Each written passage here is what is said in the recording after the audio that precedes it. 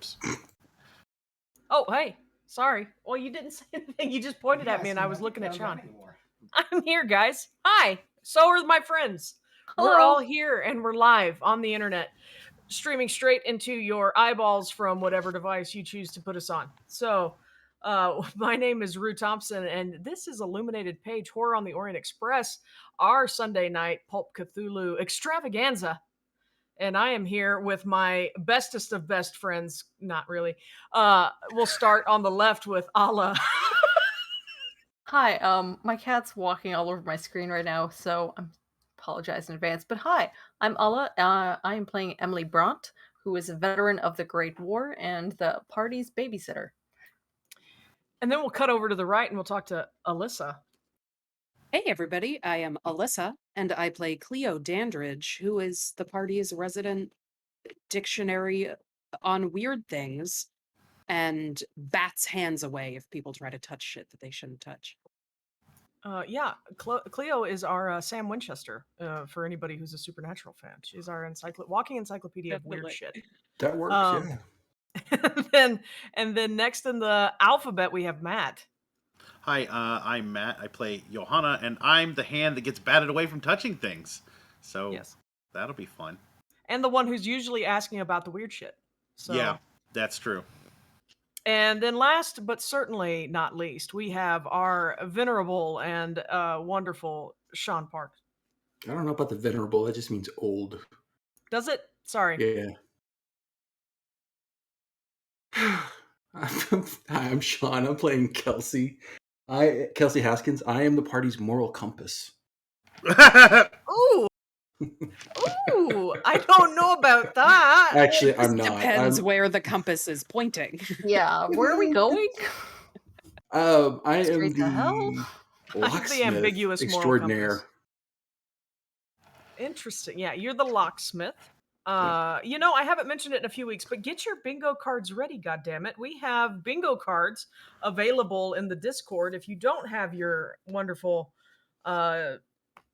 whatever the show is, Horror on the Orient Express bingo card, you should get it. There are 5 of them, so you can have a full spread. You win nothing but my admiration if you get a bingo. And I really do try to see if these characters and players can fill those bingo squares for you. So actually I should. We'll do our best. Anyhow, before we get started, before I do anything, go ahead and roll some luck advances for me. Traditional luck advance. Roll that percentile die. If you score above your current luck value, you may then add a d10 to your luck. Woohoo! Y'all, I rolled a 58 and I have 57 luck. Holy shit. Nice. Okay, good. I'm glad that you're getting some luck back. It's this kind of session tonight, y'all. Are you using your pretty new dice, or are you back to the ladybugs? I'm using a different set of dice. Oh yeah, because those are all pretty D10s. new dice are all just straight D10s. That's right.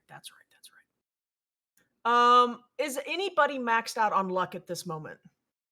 Close, but Yeah, we're looking at you, Alyssa. I'm at a 90. I'm at 88, so not max, but I'm pretty high. Those suckers are so pretty. Ooh. It looked like they just pricked your finger and you bled right into them. It's perfect. Roll me another luck advance, because I think we still have 3 sitting on the table, so roll another one.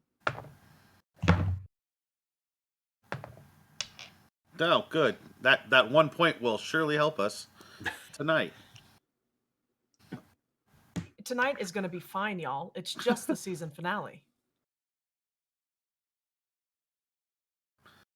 What is that face? I rolled 2 over my current luck with this roll. Like, what? You're doing good. You're doing perfect. That's the kind of stuff I want to see tonight. I want to see those over the top rolls. Skin of our teeth kind of rolls? Yep. All right. So before I even get into the story, yet again, I just realized that I should tell you on Tuesday night, we have By Leaps and Bounties, our pirate show, starting at 7 p.m. Eastern, 4 p.m. Pacific. And I think that is our penultimate episode for this season. So we have only 2 episodes left of that before that show wraps up. Wednesday night, we have potentially Emerald City Nights, we had some health issues crop up this week, so we'll see if that show goes on as planned. But right now, it is still in the schedule for Wednesday night at 7 p.m. Eastern.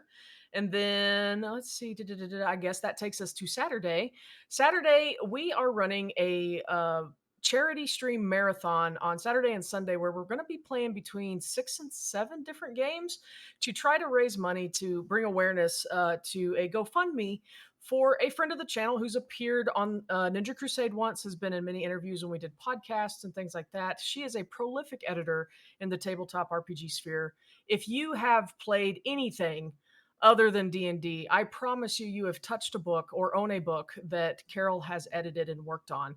And she suffered a stroke back in mid-February, and now with the complications after that, her husband is her primary caretaker, and they're struggling with medical expenses and things like that. So we want to bring awareness to that GoFundMe. John can probably link all that stuff in the chat here throughout the show. But yeah, we're going to be raising money for her on Saturday and Sunday, starting at, I believe, 10:30 a.m. on Saturday and running until, I believe, like 9 p.m. or something like that. So just keep an eye out on our social medias. And if you're in our Discord, please check there. If you're interested in playing or being a part of that in some way, just give us a call. Or I guess you don't have to call us. You can just ping us. We're fine. You can find me anywhere at Ruworks. You can find John at John Passion Nerdly. And yeah, we Drew's want like, to. please don't call us. Please don't. I suck on the telephone, guys. I don't know why I decided to do streaming. But yeah, we just want to help out a friend, and our community has done great things coming together before, and we would love to extend that kindness to a dear friend of the channel and the community and the hobby. So tune in for that and stay tuned, please. Other than that, again, this is our season finale. We will not be back next Sunday. The marathon stream will take place of this show. We will be gone probably for about 12 weeks or so, and we'll come back with season 2 hopefully in the fall, and hopefully all intact. I have high hopes for this group of intrepid investigators. They do not, and that's fine. I'm here to believe in them. They don't need to believe in me. So last time, we ended at Chez Lorient with Christian and Veronique and the sweet doctor that had invited them into their home, which they showed up kind of under false pretenses of saying that it was beloved family land from before, and they wanted to look around and see how things were. And, you know, picked up some weird vibes from the Lorien family, namely some issues with left arms. Christian has a pretty gruesome scar that extends from the back of his left hand all the way up his left arm that he got while pruning the rose bushes. His wife suffers from horrible arthritic episodes and flare-ups that leave her hand kind of gnarled and curled. And then while they were discussing various things with the homeowner, the little girl, Katri, who was sitting with Cleo, spilled some coffee on her arm, and she also had she at least responded as if she was wounded grievously by this lukewarm coffee. So something fishy's going on. And then they went out and they searched around the grounds, and they found what appeared to be a step, perhaps looking like it descended perhaps into a former basement or cellar of the property when it was owned by Comte Fenelic in the 1700s. They excavated, they went down about 18 steps, cleared some stuff out, and were faced with a steel door that the groundskeeper was helping them, or had planned to help them open up, but then it was time for dinner. And so they went to dinner.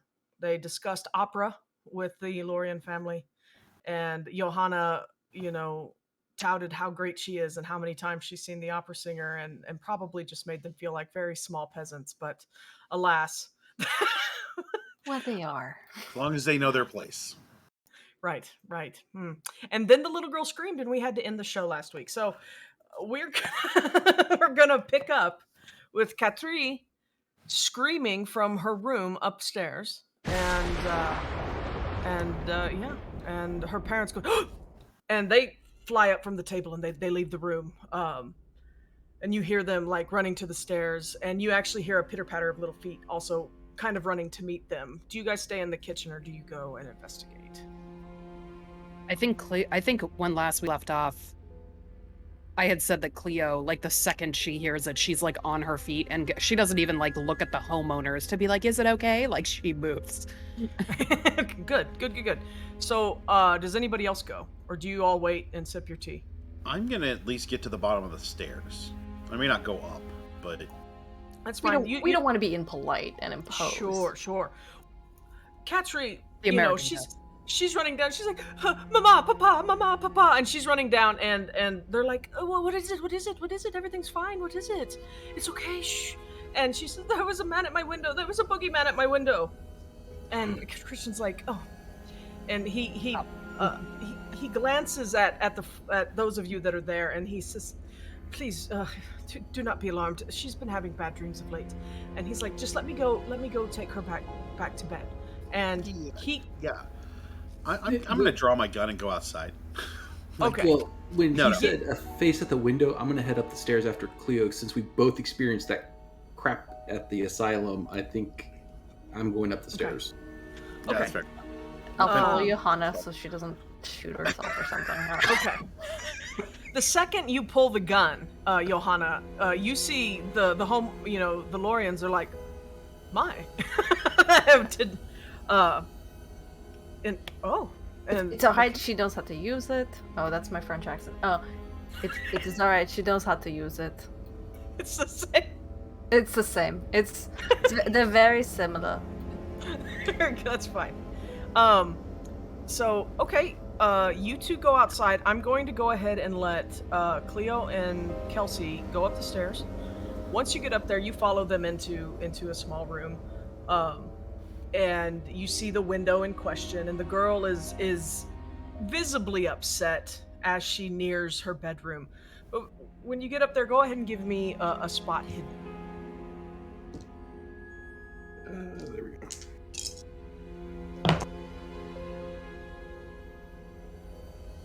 Uh, 52.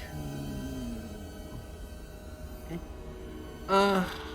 I am going to spend 6 points to make it a hard success. I'm spending 4 to make it a regular success. Okay. As you get up there, I will say that one thing that you notice, especially Kelsey, with your hard success, I'm going to say that you're kind of taking in the whole scene, and you do notice that Katri's arm, where the coffee spilled on it earlier, is a angry and vivid red. Like it does look like she was burned quite terribly. Not like, well, I'm not talking like any kind of like second or third degree burns, but she was. It definitely seemed much worse than anything that the rest of you experienced. And so It's like it was warm, it wasn't. Right. it was not hot. Yeah. We're talking like sunburn red. Yeah, like bright, hot, sunburn red. But you get up to the room, you look around. Her room is a very quaint room suitable for a 3-year-old, and she says, she points at the window. She's like, he was right there. And Christian looks at you. He's like, no one could scale the wall outside the home. This is a second-story window. But he's like, don't worry about it, baby. Nothing could come and get you here, and nothing could hurt you. And he lays her down and he tucks her in, and the two of you go over and you inspect the window, and you look around, and you see nothing. You don't see any prints on the window. You don't see any smudges on the glass. You look out, and you can open the window if you wish, and you look out, and you can look down and see the snow. And about that time, you probably also see Emily and Johanna out there. You two give me a spot hidden or a track roll, whichever one you would like.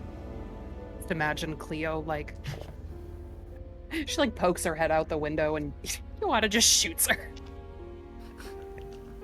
That sounds like a roll. Johanna type thing.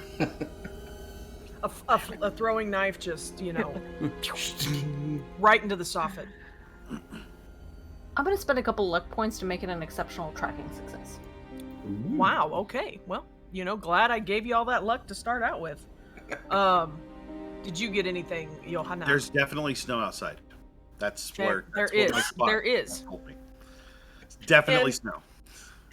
And, Emily, you look and you see nothing.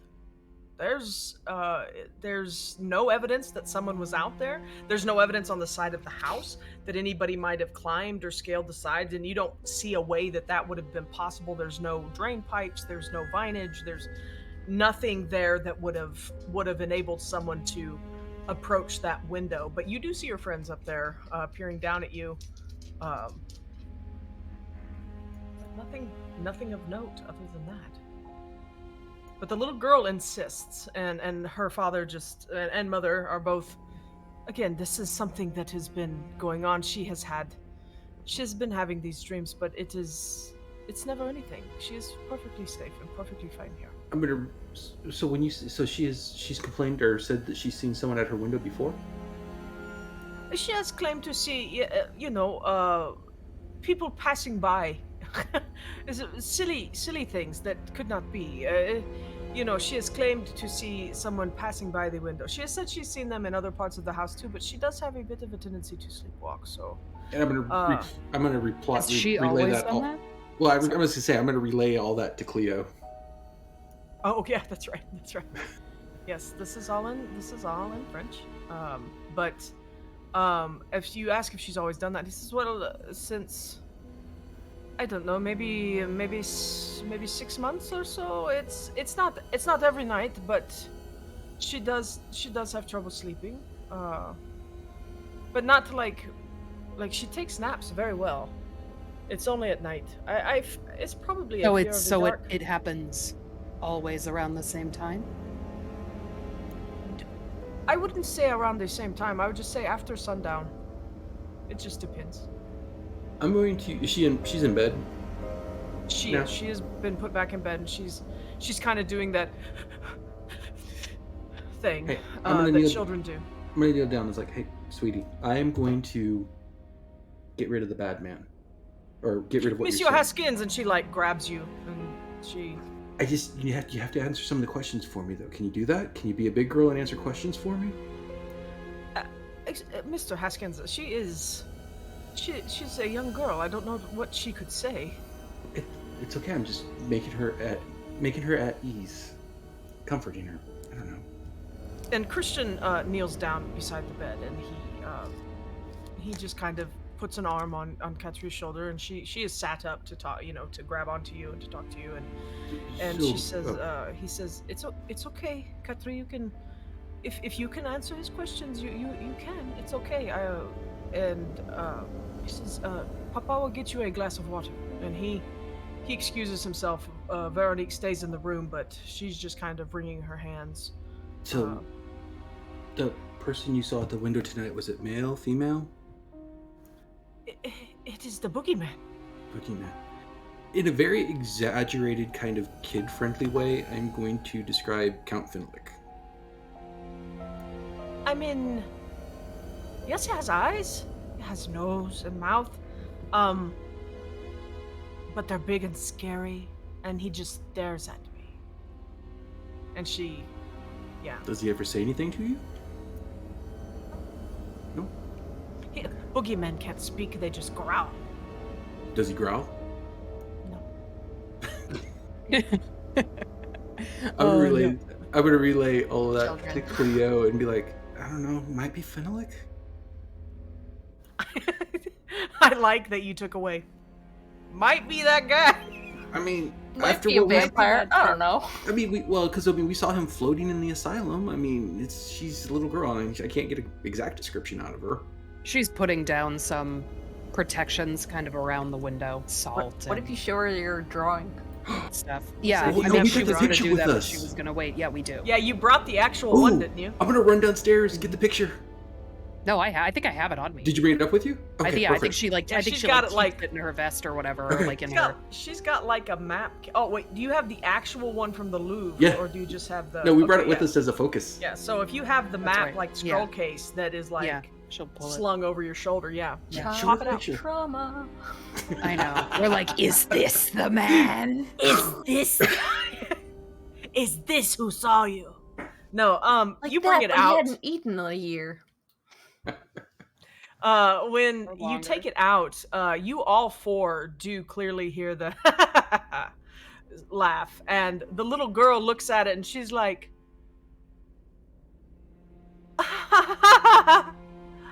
That's a funny picture.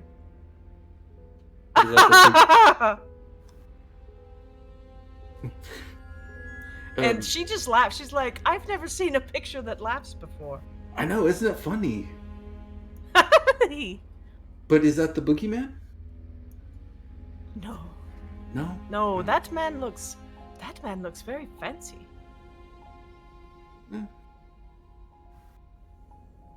For fear of traumatizing this child more, Cleo's gonna Yes. take out the sketch that she did of what she saw Okay. at the In asylum the crazy man's head. and ask her Oh. if that's the boogeyman. So you bring out this Crypt Keeper modified version of the sketch of Phenolic, the one with the heavy sunken eyes and the mascara and the wispy hair and the bald pate and kind of that rictus grin of just terrible things. And you're like, hey little girl, look at this picture, and you show it to her, And the she little does. girl's like, She preempts it with like, "This isn't going to be great. This is going to be a little bit Is- scary." She's not just like here, but does this one laugh too? She asks. And no. And yeah, so you show Hopefully it to her, not quite. and as she special. she's like, oh, it's so gross. What is it? But she says, she kind of recoils from it, and she kind of screams a little bit, just kind of like, oh, and her mother's like, what are you showing her? And the little girl kind of grabs onto her mother, and she says, him, that's the boogeyman. Well, that's not good. For the record, Johanna was not the one that got us thrown out of the house. Please, why do you have this? How could you have a picture of her nightmare? Well, we've actually I've seen encountered it it before. before. Yeah.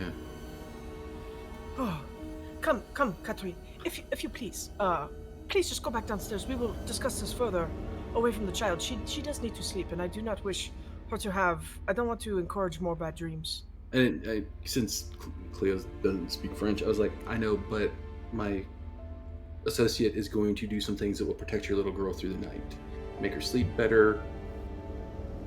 Just she'll join us downstairs after she's done doing what she does. All right. You're welcome to stay if Oh, she's absolutely, welcome I to will. stay.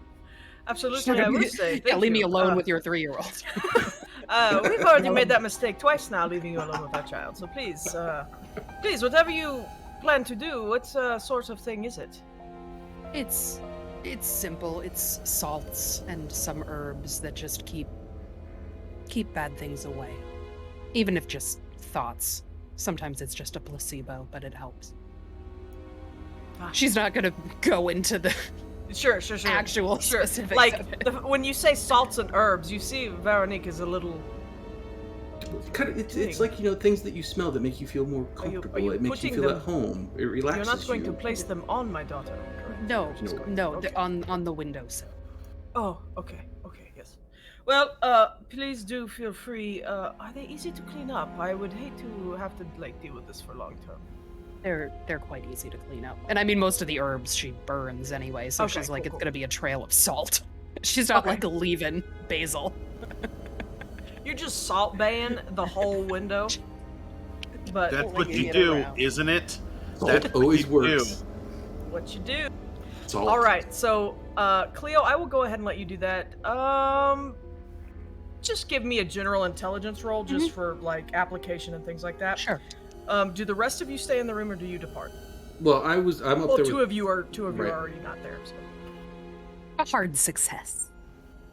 Fantastic. You, with deft fingers and nimbleness and agility, you sprinkle salt and herbs around this little girl's room.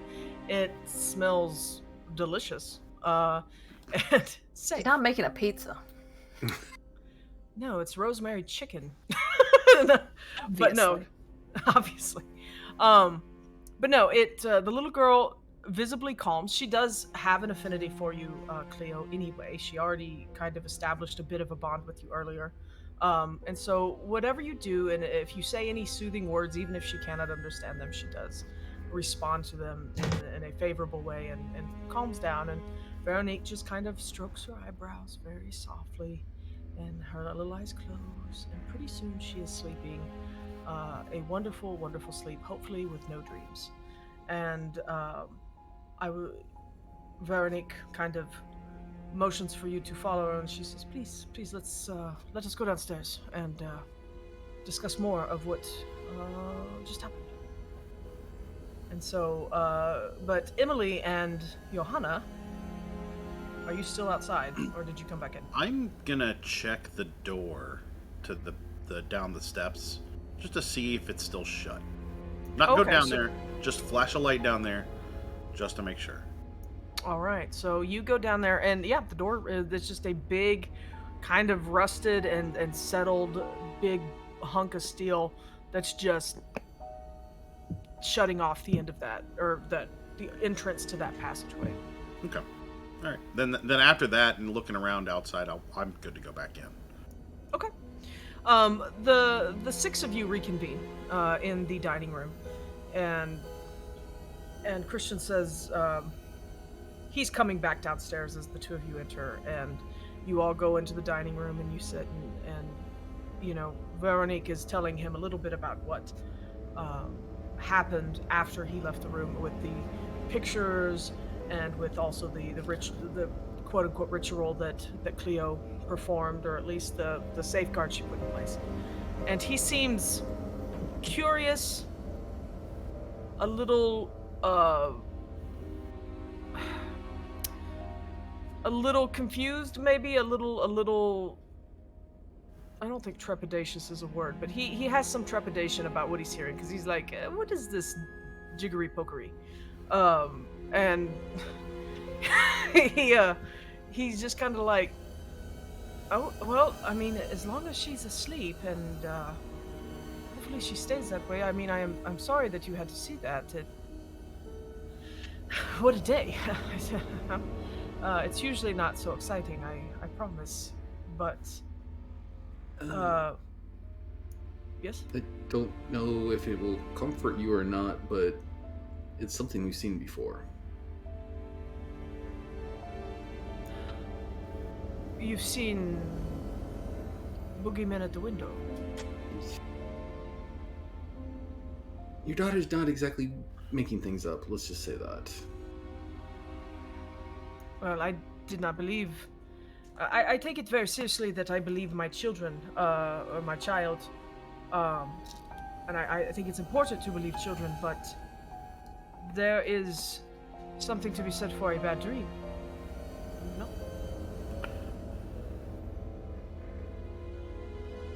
I'm going to look at Cleo. I mean, like, how far do we, you know, like, in English, how far do we want to take this with them?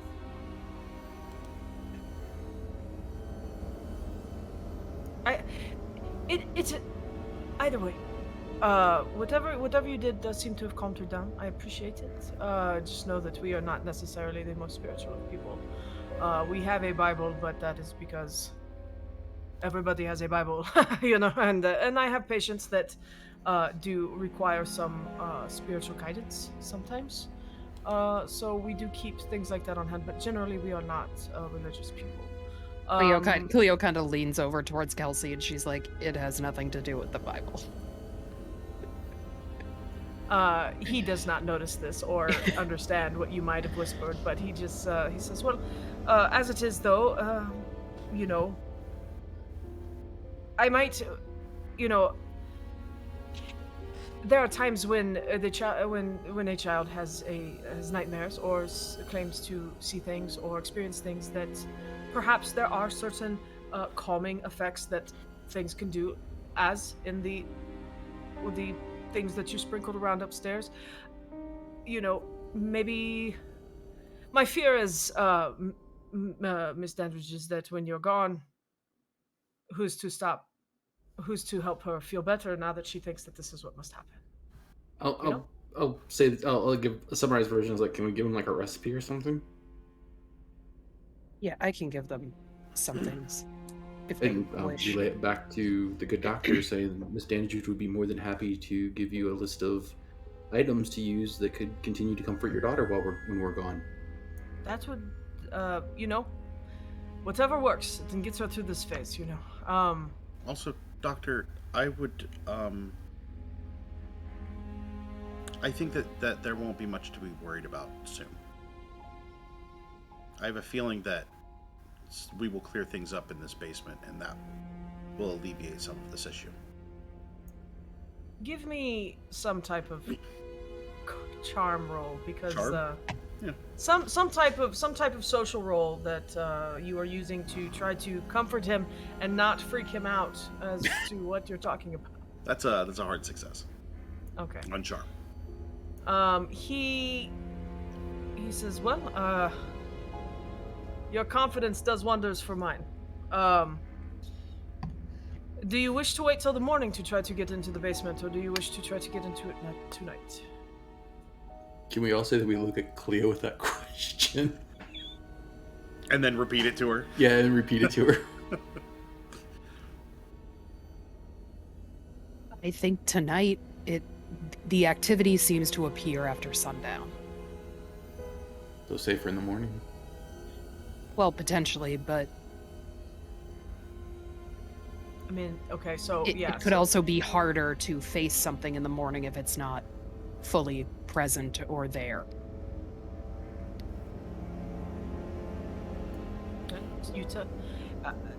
I know the groundskeeper has gone home, but if the shed is mine, the things that are in it are mine. I could easily retrieve the chains and the crowbars that are needed to probably pry that door open.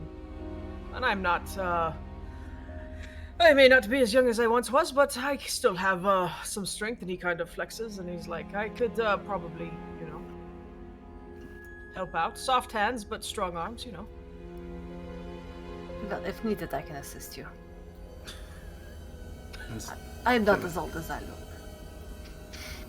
I'm getting such mixed vibes from you, Ala, about Emily. Last week it was I'm at death's door. I am. I just any moment now could just keel over. Just holding a 50 crowbar is might hard. do it. So I mean, I'm, after all that, my adrenaline is kind of up. I would be more than happy to at least open the door. I may not proceed farther. I feel as though I should stay with my family, but I'd be happy to help you get in there either tonight or tomorrow, whichever you prefer. Yeah, let's go We for will tonight. set up cots for you in the we have an empty room upstairs that you can use. I mean, honestly, guys, knowing that Fenalik is hanging around, it's not like I'm gonna sleep tonight. Who is this Finalik that you keep mentioning? Nickname for the boogeyman. Wasn't that your family's name? Yes, it was that we gave already. Comte Fenelict is once owned this land in the late 1700s. So you telling me then that that maybe my daughter is seeing a ghost? Perhaps. Some the house type burned, of haunt? The house burned during that time, and he died. Unfortunately. And I have a feeling that perhaps if there is something in the basement that's holding his spirit here, then maybe we can release it. Well, if it would end my daughter's nightmares and allow my wife and I to get a good night's sleep, then I say let's go now. But I defer to your judgment. I am ever at your service. Yeah, works for me. Let's do it now. Mr. Haskins, could you help me grab the torches? I'm going to pull him off to the side. Okay. So, as soon as we're out of earshot, Sure. You Mr. step Haskins, we maintaining our story is important, and I would think that a man from Chicago would understand that. And I know that we are all stressed by this, but I think that you have it in you to hold yourself together and continue to do this in the future. Well, Countess, said it in English. I didn't expect him to pick up on the subtleness of what I was saying with the name. Oh, I didn't know that you said it in English. No, that's okay. This is fun time for me to make fun of English. It's fine. Not everyone only speaks one language, like the Americans. Oh, well, apparently Most of you've Europe misheard speaks my one. speaking of French, because apparently the Americans do speak more than one language. I understand that, but most of Europe speaks 3 or 4 languages. It's something to keep in mind, and English is pervasive here. I understand that, but at the same time, the good doctor has yet to speak in English around Cleo, knowing that she doesn't speak French, so the assumption that I made that he didn't speak English stands. That's fair. I wish to. We're already freaking out this poor couple enough, and they have the greatest sin of purchasing property that a house burned down on. Like they've done Agreed. nothing wrong here. No, I agree. I wish to keep it as calm, and I just want to encourage you that in the future, when we find ourselves in situations like this again, because it will happen. We've already done this once in London. That we try and maintain a story as best possible.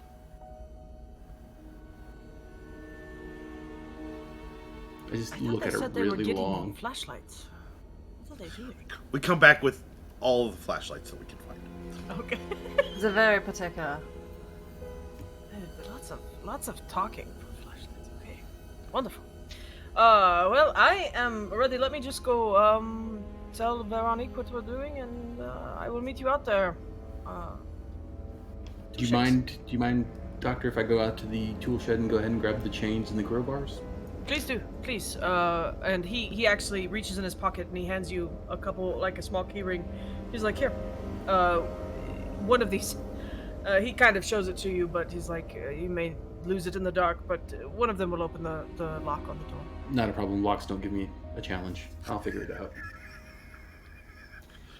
He kind of takes that and walks away. Kelsey's just like snide remark. I'm just gonna drop hints at everything bad that we're about. And I'm not hiding fuck all, guys. I'm a locksmith, Locks. I mean, I can look at the key, look at the lock, and be like, nope, not that one. Nope, not that one. Oh, He yep, that'll doesn't work. know that you're a locksmith. I know. But yeah, so he lets you all depart. Whoever would like to, he goes and he hugs his wife and he says, "I'll be back any moment." And I'm just going to help them open this No. door. And she says, ominous. "Please do not, Christian, do not go in there. If this has anything to do with things that they are speaking of, I would feel better if you stayed out. Just let them do what they came to do." And he says, "But it is, Veronique, I bought this land. This is our home. I would be devastated to learn that I chose a home for our family that was causing all of this. I feel like I should make it right." And she insists. She just says, "No, Christian, I would like you to stay. And you can help them open the door, but go no further. I beg of you." And he says, "Well, we will see." And he kisses her and he leaves to follow you all out. And you make your way over to the 18-stair, freshly excavated hole in the ground. And he says, "Well, let's do this. I will say, Kelsey, that it doesn't take you any great effort to find chains and crowbars. It might take you a couple trips to bring a couple, although there's just two of you, so the women are likely not going to help. I guess Emily said she would. So, but oh, are you gonna say something, Sean? No, it was just, how many people can fit in this space? Was it big enough? I mean, it is a a typical staircase, so I'm gonna Okay. say that we're probably looking at between like 3 and 4.5 feet wide. It's a you can all kind of get on the staircase, and it is 18 stairs, so Right. that's quite a bit. Actually, quite a bit of like cubic area. But go ahead and give me I need whoever's going to help try to budge the door. That is, upon closer inspection, you can see that it is clearly rusted in its frame, and and like the brickwork around the door has kind of collapsed and crushed in on the metal of the door, and so it's just wedged in there really, really good, and it probably hasn't been opened in a very, very, very long time. So Hopefully. I need anybody who's trying to open it, give me strength rolls, and I need hard successes. How many Alright, of you are 'cause- doing it before Would you you roll? like me to give it a go? Well, I could use some assistance for sure. Okay. If who's going to do it? I'll I be need down there somebody to doing raise a it. hand. Kelsey? Okay, are you Yeah. assisting Emily? Yeah, I'll assist, and by assist I mean actually do it. Okay, well then you get a bonus die, Sean, Okay. for that good. roll. Because I think this is where we're going to burn most of my luck. I'm gonna keep an eye out around while this is happening, just to make sure nothing's coming up on us. Sure. What is your spot hidden value, please? Oh, it's terrible. It's like 36. I'm not gonna see anything. Sean, do you want to save those rolls and your luck points? Yeah, because I'm going to have to spend like 30 points I- to get a hard success. I rolled an exceptional. Because I've got stupid strength.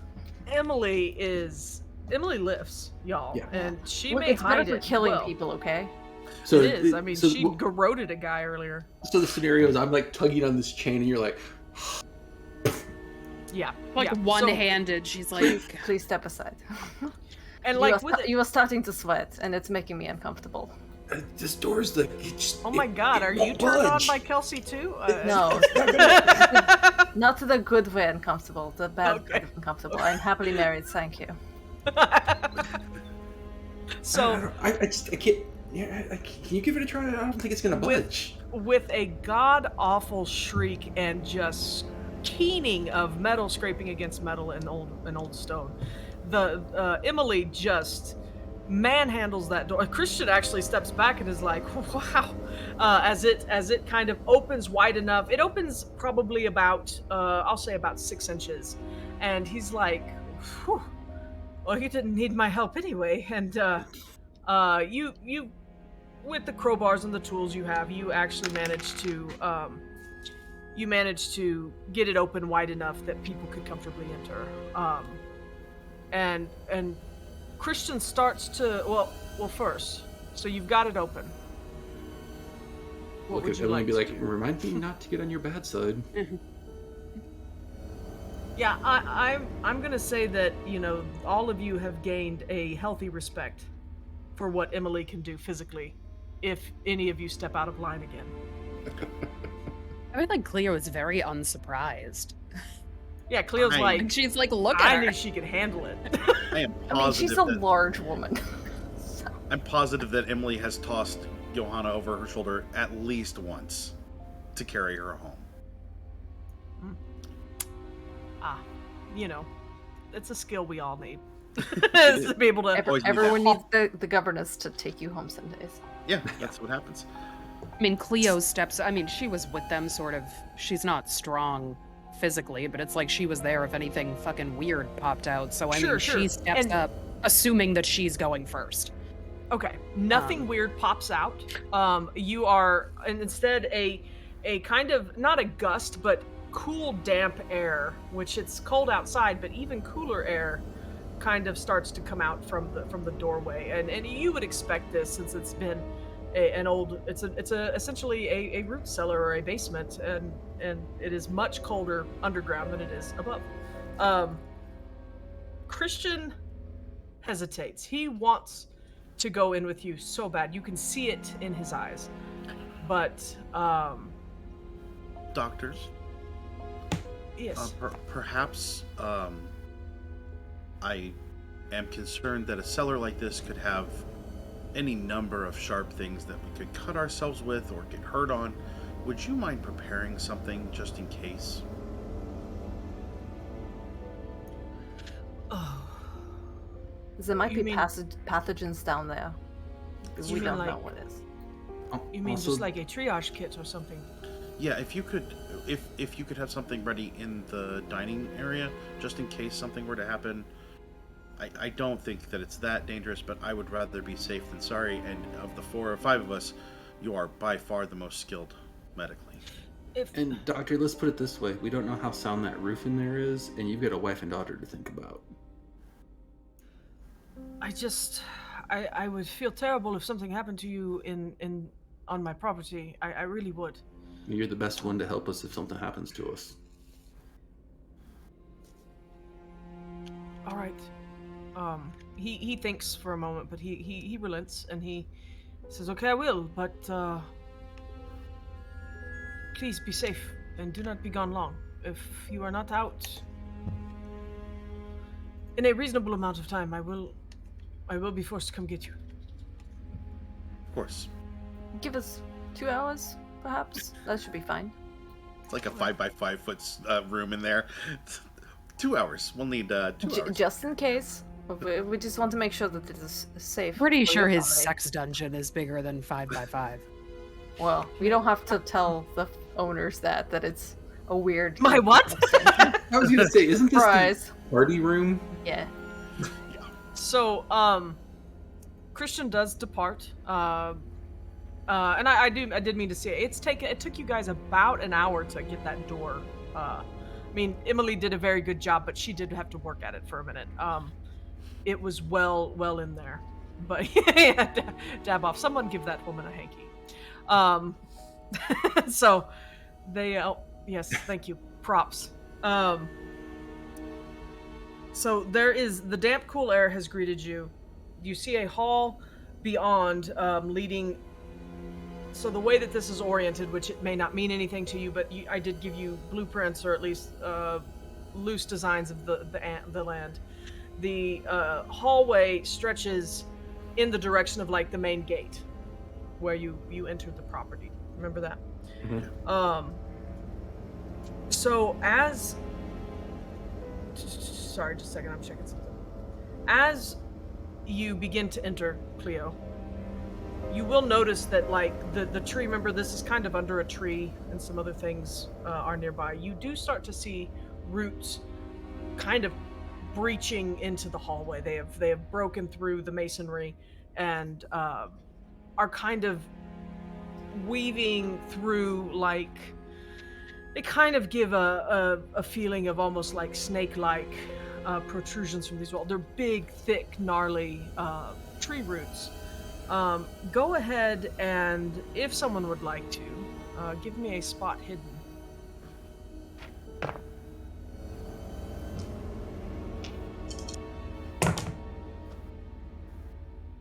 Ooh, okay. That's a 2. That's an extreme success. Hard success. Just a regular. I will say with any of the successful rolls, as you're kind of moving through, and the roots are making it difficult to kind of get through, but as you're kind of moving from the corner of your eye, as you notice these roots, you get the impression almost like there are hands reaching out at you, and you look to see, and really it's just that the roots, each root that reaches in terminates in like 5 little smaller branches that come off the main end. All of them do, and it does give a kind of a grotesque impression of arms with hands at the ends, kind of barring your way through this hallway.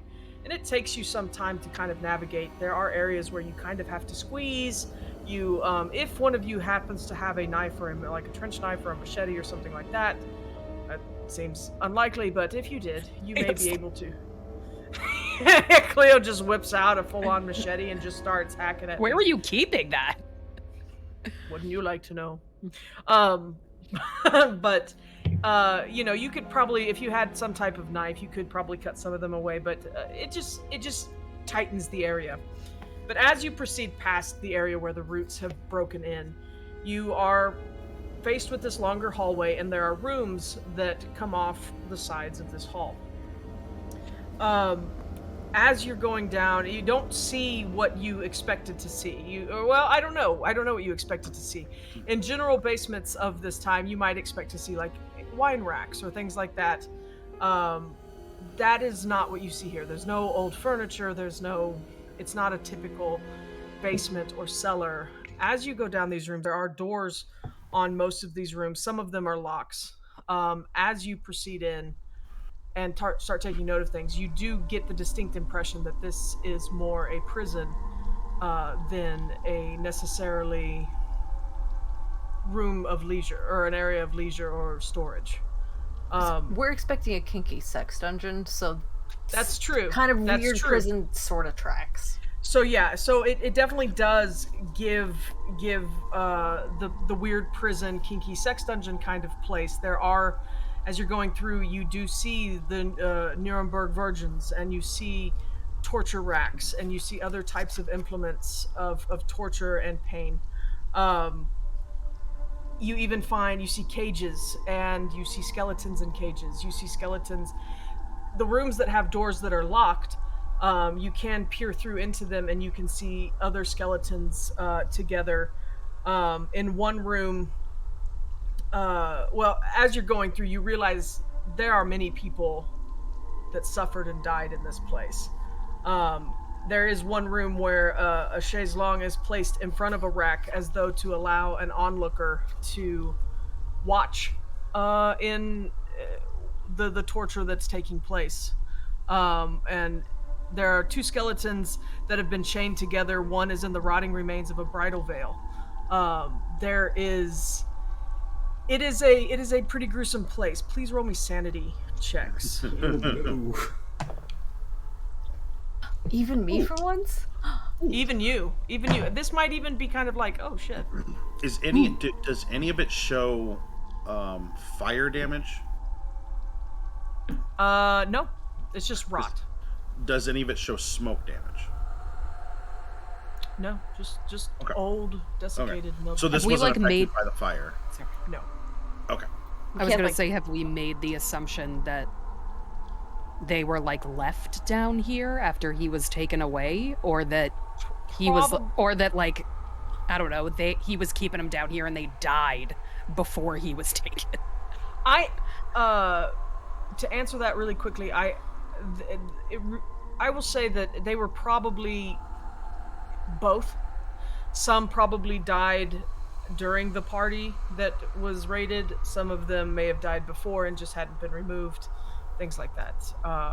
Ala, what were you going to say? Doesn't feel consensual. Oh, I was gonna see if there was like a CSI check we can make to get an idea of like what the cause of death was. But it's been 100 years. I wasn't sure if there was like obvious.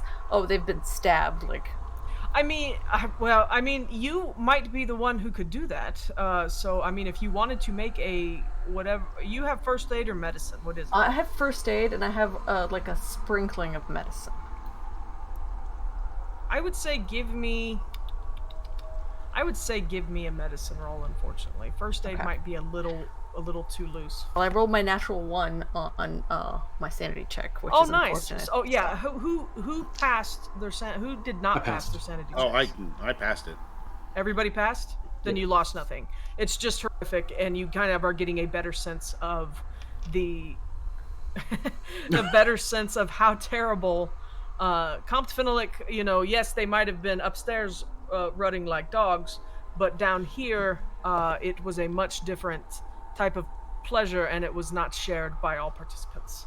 I swear I'm not borrowing Cleo's dice, but I did roll a natural 5, Okay, which so is it's a hard success on medicine.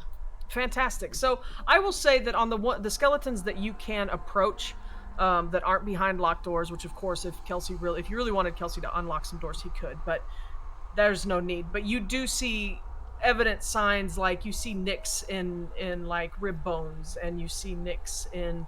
They give you the impression that that some of the bodies, yes, were stabbed potentially multiple times.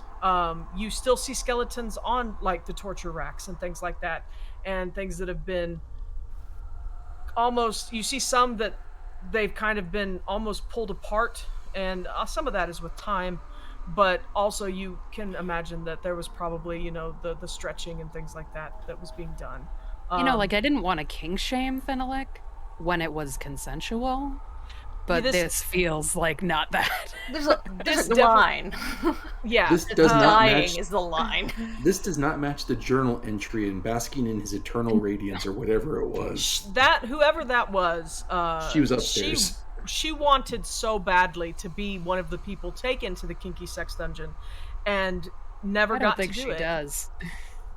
No. Well, she doesn't anymore, but Yeah, well, at that I time don't think she was she like, did. "Oh, he's so dreamy. I want to go down to. He won't ever invite me to his kinky sex dungeon. What must I do?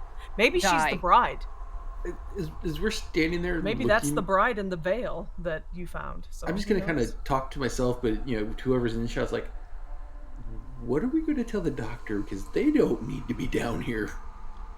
I We're going think to we tell should tell him- him that I he mean, should look, never he's come down seen here. dead bodies and bones. It should Well, never this- I come don't down. think he needs to be in here. So have I, but even this is disgusting. I think there are a lot of spirits here that want to fucking leave. Yeah, we do that? yeah. I would not, as a GM, I would say don't reach out right now, Cleo. No, she's not. She's not. Not okay. She is So- actually probably actively, because like I said last Plant week, down. I think she's always kind of open. She's probably actively Repelling, subduing some things. herself. Yeah. Yeah, I'm gonna So- go ahead and pull out my cross. That's seen some Aw. shit, but it's Okay. just a plain silver cross. Just wear it out. Are you Nope, like? that's fine. Does Cleo have like signs of distress that we would notice, or are you just more quiet than normal? She might just be more quiet. Okay. She's probably, yeah, she might be a little more, not that she's particularly flaily as a person, but probably even more, Okay. like even though she's small, she's kind of making herself even smaller. Are you still leading the charge, Cleo, or have you kind of shrunk in to where your friends are kind of surrounding you? I mean, she's probably still at the front. I don't know Okay. if anyone has kind of come around her, but she's kind Nope, of, that's Yeah. all right. she's also actively trying to repel anything from them. That's true. That's true. So, Um, what do we expect the statue to be down here somewhere? Yes, it has to be on the property. Let's find it and get the hell out of here. I will Well, say- I think that we also need to confront. I don't really want to say his name. I'm concerned that might bring his focus. You mean the asylum visitor? Yes, that's. Yeah, I think we The need to boogeyman? We Good. need to confront him and deal with him if we can. I don't know if that's a possibility. I don't know what he is. Do we have any idea what he is? I believe the term vampire was thrown around at one Thrown point. around. Thrown around. Lich. Just casually. you know, he might be a vamp. I don't know. As the four of you are wandering through Bad this, news. this torture catacombs, as it is, you become vaguely aware that there is farther down the hallway. You do. You think you see a dim glow.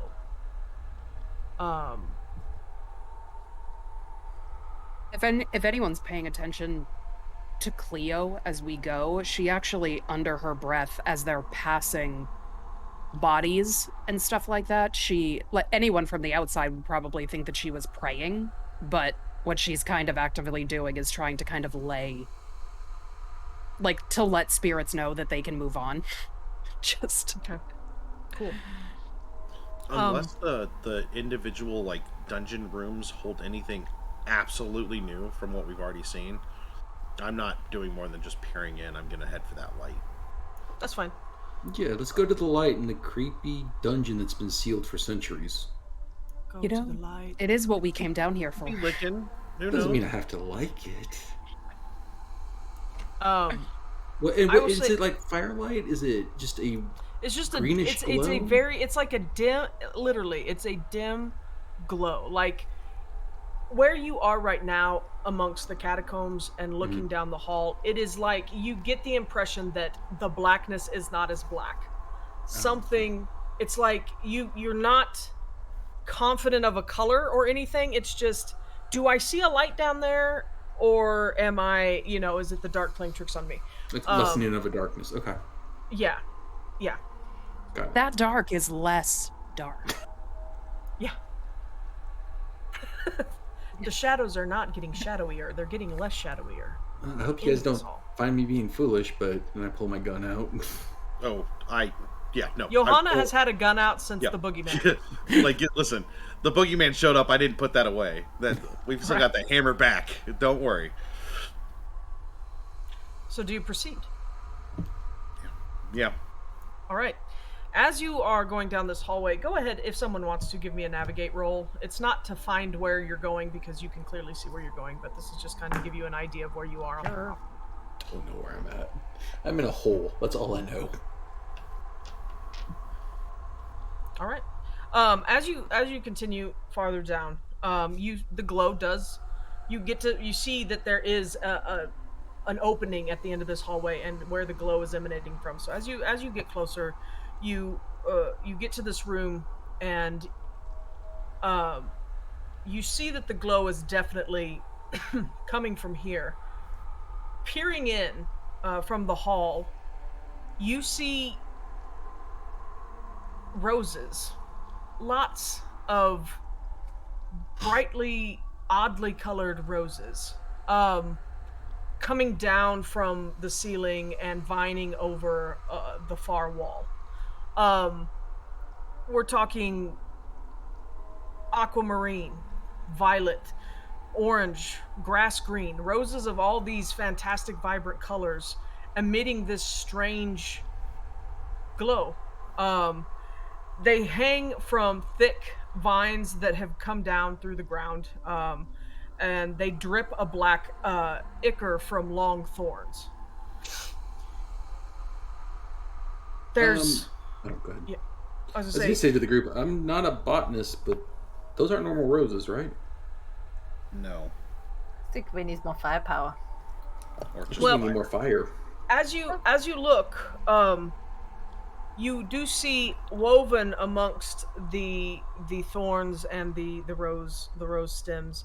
You do see parts of skeletons that were likely here, and then the roses grew down into their bones and are now kind of pulling them apart. If any of you have seen one of my favorite weird fucking movies, Annihilation, there is a scene in Annihilation where there is like a person has been kind of spread out and like things have grown out from them.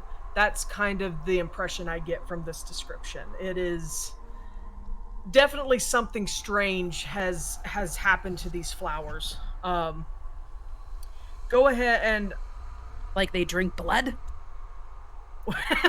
Rusty. I don't know about that, but yeah, the vines have grown through the remains of those who died here so that they support the bent and twisted skeletons, which are thus tormented even in death. But you see in like skulls, you see flowers blooming in the eye sockets. You see all kind. It's ghastly, but it's also strangely beautiful in that this just amongst all of this death and grotesquerie, you see these beautiful thriving evidently flowers. Go ahead and give me, I do need you see That's totally normal. give me a spot hidden first before I ask you to do the other thing. I got it. I got a hard success. Dream success. Okay. Regular. Fantastic. So at the bottom at the floor where you believe the floor and the wall meet, at the base of this mass of flowers and this wall of flowers, you do find what appears to be an arm. A stone arm lies at the bottom. The flowers have grown kind of around it, and it is what is actually glowing faintly. It looks human-sized. But I do need you to roll me sanity. Yep. Success. Ooh, right on the nose success. I failed that one. Oh no. This is oh, too no. fucking weird. Like roses! Not green roses! Fuckery! This is where I draw can't the line. believe it. That's a 3, Intestine so that's a trails? success. Fine. Okay, Weird ass so- roses? No. Get out of here. Anybody who succeeded, which was all of you except for Emily, go ahead and just lose 1. Emily, roll me a d4. You lose 1 d4 sanity. It is just flowers, guys. And an arm. Oh, stone arm. Yeah. That's glowing. You're confident that this is the arm or one of the arms of the Sedefkash Simulacrum. Probably has been laying here since the soldiers split it. All that time ago. How much sanity did you lose, Emily? Just 1. Nice. All right. Yeah, this arm has been laying here probably for the entire 150 years since it was separated from the trunk of the simulacrum. And give me, those of you that are so inclined, give me an occult roll. Hey, don't touch it. Or do. Based on my occult Or roll, do. I don't find anything wrong with it. I got a take it hard that was a success. bad roll. I got a So hard you got success. a hard success? Yeah. I got an extreme success. That was a 7. Fantastic. I'm going to say that your rough knowledge of the Sedefkash simulacrum and everything surrounding this, you get the distinct impression that it is likely the statue that has worked some sort of influence over the vegetation, causing it to have this oily black sheen to it and these fantastic colors and all this weird stuff. Go ahead, if anybody can. I would love a natural world roll. If anybody has natural world, So, well, I don't have natural world, so I don't care. I'll spend 15 luck to get an. So as we're looking at that, and I'm assuming, Cleo, you're sharing with us that the arm is having some kind of influence on the vegetation kind of thing. Can we tell that it's the left arm? you can. It is indeed the left arm. So, who it was? Yeah, know- I will take that. I will spend 8 luck to make that a regular success. yeah, Okay, so, I'm going to say that with those natural world, you guys have approached the roses and are kind of looking at them a little closer, and you determine that the black ichor is merely surplus sap oozing from the plant under. But again, since both of you also rolled the occult rolls, this further to you confirms your idea that clearly this part of the statue, what you know about the statue and the influence that you believe it's exerting over this whole little area, it is making blackening whatever this sap is that's coming out of it. So the arm is well and truly entangled in this wall of thorns and gross sickly roses. Is there anything else in the room besides the roses? Are we like what else is in the room? I guess is a better. That is absolutely it. You, the roses, the arm, and the skeletons that the roses have grown through. I'll pull out one of my knives and try and cut carefully. You know what? Okay. No, I will pull out one of my knives, and then. Whether you're careful or not, I need a dex. I need Yeah. a dex roll. Can I stop her first and be like, there were gardening shears back in the garden shed. It's You much wanna- better than your knives. Do you want to walk all the way back through the sex dungeon to get those? Versus touching that? Yeah. I also saw some high-proof liquors among the doctor's possessions. Perhaps we can simply Burn it up? burn this. I suspect the statue piece will be fine. I think burning will be the safer approach. Oh, I thought I you mean- meant liquor for us. But Perhaps afterwards when we are clear of this place. Mark your bingo card. Cleo drank in game. we should, if we're going to set the place on fire, and I'm 100% on board with that, it should be the last thing we do before we leave. Agree. Cut the arm free, then burn it. Okay. Mr. Haskins, please don't go alone. Please don't burn anything down here before I purify it, I because will that go with you, Mr. Haskins. is not great. I Alright. don't, Mr. Haskins, I just don't want you to get halfway down the hallway and then the Oh, boogeyman show up. Mr. as- Haskins. I agree. Mr. Haskins. I will go with you, Mr. Haskins. Mr. Haskins, wait. Mr. I- Haskins, I don't want to. It was just a chorus of Mr. Haskins for a second. No, Countess, I agree fully with you. I would definitely appreciate the company walking through that That. hellscape. Yes. Yes. But I think I mean, there it's was going to nothing be... back there but dead things. So, Yeah, Touch- the no, Well, they chaise- get up. the chaise lounge in front of the We don't rack is disagree. kind of creepy. Or was it in front of one of the Iron Maidens? I can't remember now. no, the chaise longue was in front of a torture rack, yeah. Okay. We're going to go double speed back to the shed. Maybe there's something else in there that'll help us. I just remember seeing the garden shears. Cleo, once they're kind of like headed that way, Cleo, how do we keep this from affecting us if we take it with us? I have the ability to bless and purify a box and something fabrics that we can roll it in. It may still affect us a little bit. It depends on how powerful it is. I just remind you, this is a human-sized arm. So as long as you have, I just, Owls. yeah, that's all. Because sometimes I don't know if I've been clear in the size of the statue, but it is definitely a full size. In my head, it was full-length. not that size, but yeah, no, that makes It sense. is a then. full size. We will have to find That's some sort of a box in which I want to to make keep sure. it. I want to make sure that you feel comfortable with your skill in that area. That it can at least. I understand it won't be perfect, possibly, but I'm confident that I can do something that will keep some So- of it at bay. Kelsey and Emily go and get the garden shears. Well, And- while we're there, I want to see if there's anything else there that could help. Maybe like an accelerant or Some something. gasoline? Sure, Yeah. I will say that you find, we're in Yeah, France. there might it's be petrol. huh? Petrol. I mean, I don't know. Kerosene. Kerosene. Would I'm be sure great. there's something. There's something that probably kerosene makes a little bit more sense, maybe for the time period. Probably for kerosene burners and things like that, and furnaces and what have you. And, Um, and also, since we're not prepared for it, I went to look for like some kind of burlap sack to drag that arm out, so that we're not just carrying Okay. it. So that's garden shears, kerosene, and a sack. Okay. Okay. Definitely not on his way to kill somebody. I just love. Yeah, Veronique is looking outside and going, "What the hell are they doing? Why do they have a tarp and rope? What are they doing? He's like, hi. Don't worry about it. So you go and you get it. You come back. You come downstairs. You go back through the prison. They come And- downstairs to Cleo, actively trying to purify the space before they burn it. Okay. Yeah, that's fine.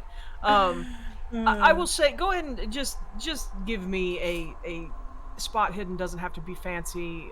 You wouldn't. I wouldn't. I'm going to say, don't even bother with your bonus die, Kelsey. It's not going to matter. Okay, well, I mean, I rolled a 7. Yeah. See. It's an extreme. Mine's also an extreme.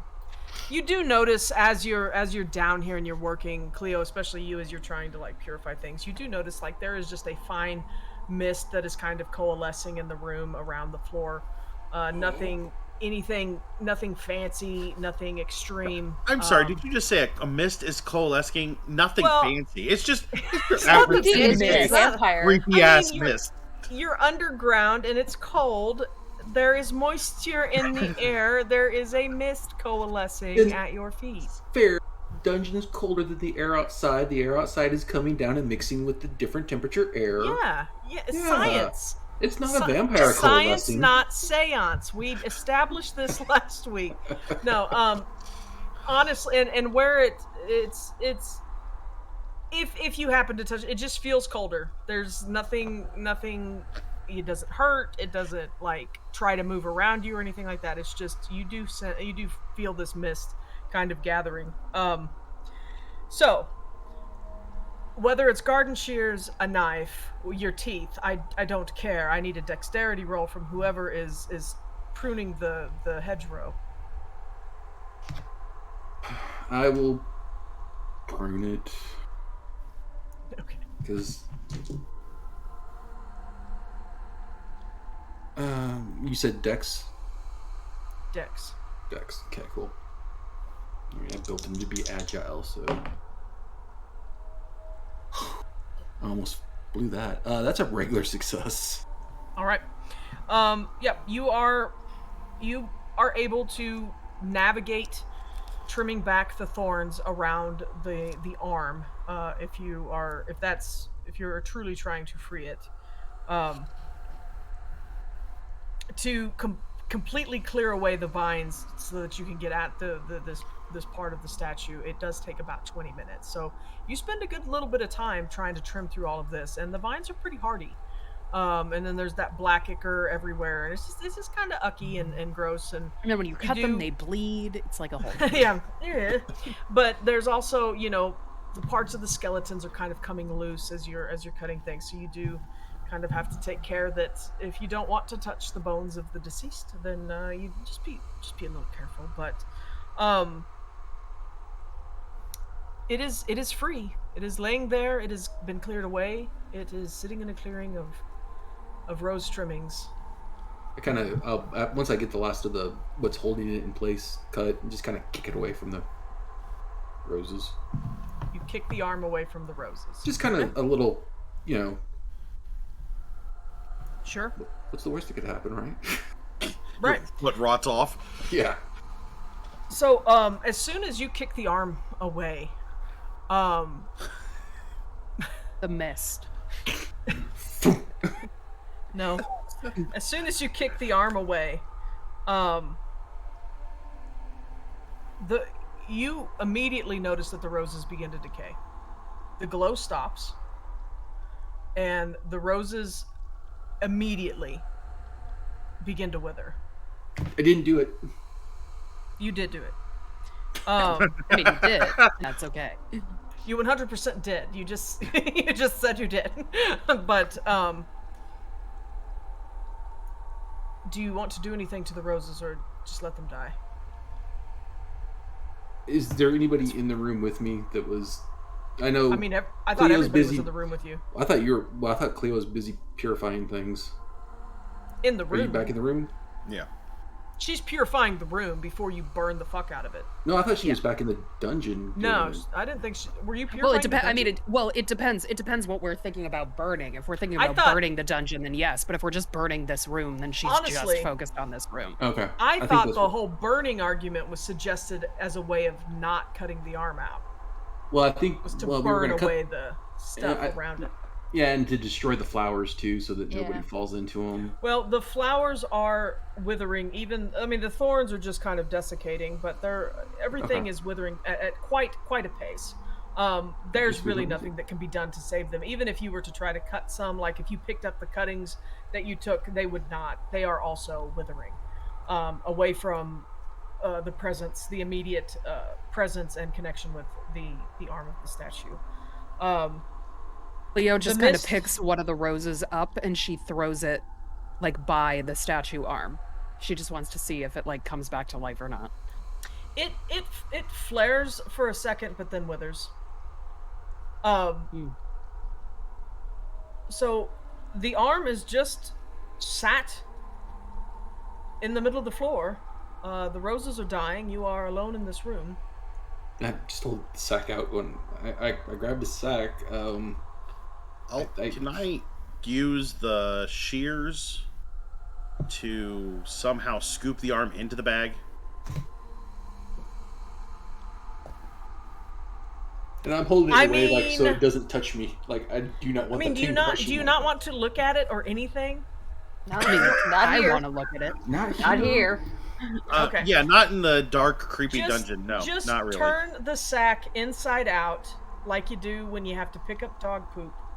Turn the bag Yeah. inside out, grab it, put it in, and then cinch it up. Just treat it like a Far big evil dog turd. overestimate.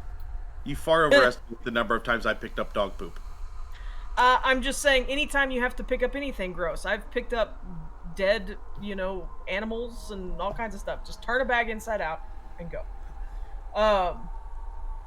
Not that I'm around dead animals a lot. That sounded really weird, but no, like my dogs have hurt bunnies and stuff before, and it makes me sad.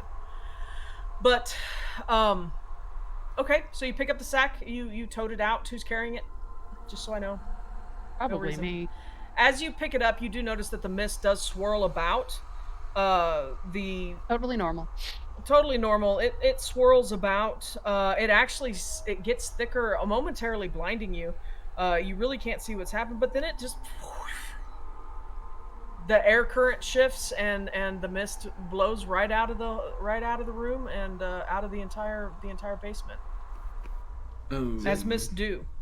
Should we take this time to confront the boogeyman? In his space? I mean, If we're not in his space, will he show? I don't know. Do we want to do it in the house? Like mean, that.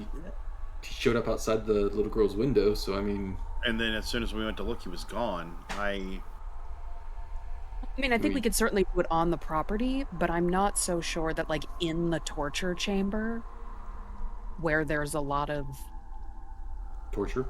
Let's do torture it and outside in the open air. weapons. We would be less likely to deafen ourselves with gunshots. That's a fair point. Is there a trap we can set for a ghost, an apparition? I mean, The Ghostbusters have not been founded yet, and therefore their ghost trap box is not something that's available. Does that work on vampires? I'm thinking like, well, we haven't confirmed this a vampire. You haven't confirmed that it's. Yeah, I'm thinking like Drinks like blood. a Mist. pentagram or some kind of Appears. Touch of spirit space circle. is generally creepy. I mean, he could be like David S. Pumpkins. He could be his own thing. If only he were David S. Pumpkins. The only problem is that we don't know what he is, so there are things that I could do that would keep him out or keep him in, but I don't know what he is. No. Okay. No So general you purpose have- creepies.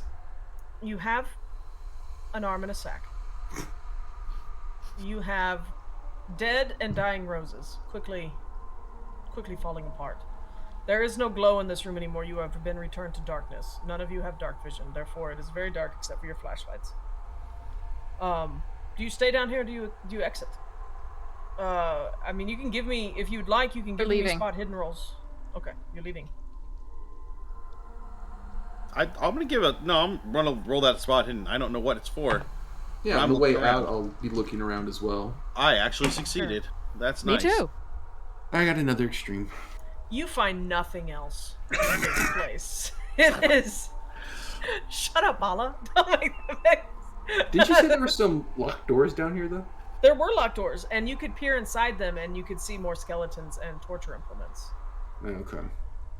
I will say that your keen eyes, Mr. Haskins, with your proclivity for grabbing shiny things, you saw nothing that would merit spending too much more time down here. Unless you really want to try to haul a Nuremberg virgin out from one. No, I was gonna say unless you're a torture aficionado or torture hobbyist, there's really nothing down here. I am a connoisseur of fine torture implements. Come to my house. I have wine. That's How the exactly Frenchman what he gets. said. And that's how Comte Fenelek got all of his. That's how all of his parties started. Have nice wine, and also torture implements. I have a 67 Chateau de Bois. Please join me. Not even No. our best year. Please let me kill you. Please come to my creepy basement. That's We may in have like fun. fine print that you don't see until after you've been tortured to death. Once you drink my wine, you must come downstairs and test out this wonderful little device I have called a Nuremberg Virgin. Well, and you will because I've drugged the wine.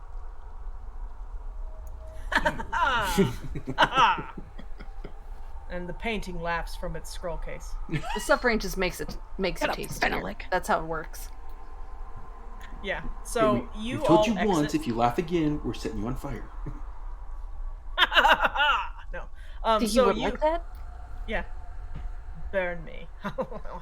Get rid of my Horcruxes. No, he escaped. So the four of you escape the creepy sex dungeon. You ascend the 18 stairs. You go before that you go past the roots that look like arms and hands reaching out to bar you from entering, and then you ascend the 18 stairs, and you are now once again out in the snowy, cold yard of Chez Orient. With an arm in a sack and some accelerant, unless you set things on fire on your way out. Can We should ask the owner before we set anything on fire. That's probably smart. I'm just Can we saying. shut the door at all? We tore that shit up. Yeah, that bitch is Okay. kind of it's mangled. Emily would need to spend a little time to push it back into place. Do you want her to do that? No, it was more of a question of could it happen? That was it. That was all I was doing. Was asking Sure. that question. Okay. So before we go back to the house, what story are we going to tell? Because this is exactly the basement of some beloved kinsman countess. I will tell him some semblance of the truth. He wasn't a beloved kingsman. Just A as regular of kinsman. this moment, the three of you are in my employ, so no matter what happens, it's my responsibility. So I will tell him what happened, and if there are authorities involved, I will deal with the consequences. As you are ascending the stairs, Kelsey, Kelsey, are you carrying the bag? I think I'm carrying the I bag. think Cleo was Yeah. carrying it, yeah. Okay, well, Kelsey, I need you to roll a dexterity check for me. Okay. As the hand comes out of the bag to punch you. Regular success. Okay. You stumble a little bit on the stairs, and you reach out to grab yourself near the thorns, or not the thorns, but the roots, and you do get a pretty nasty scratch on your left arm.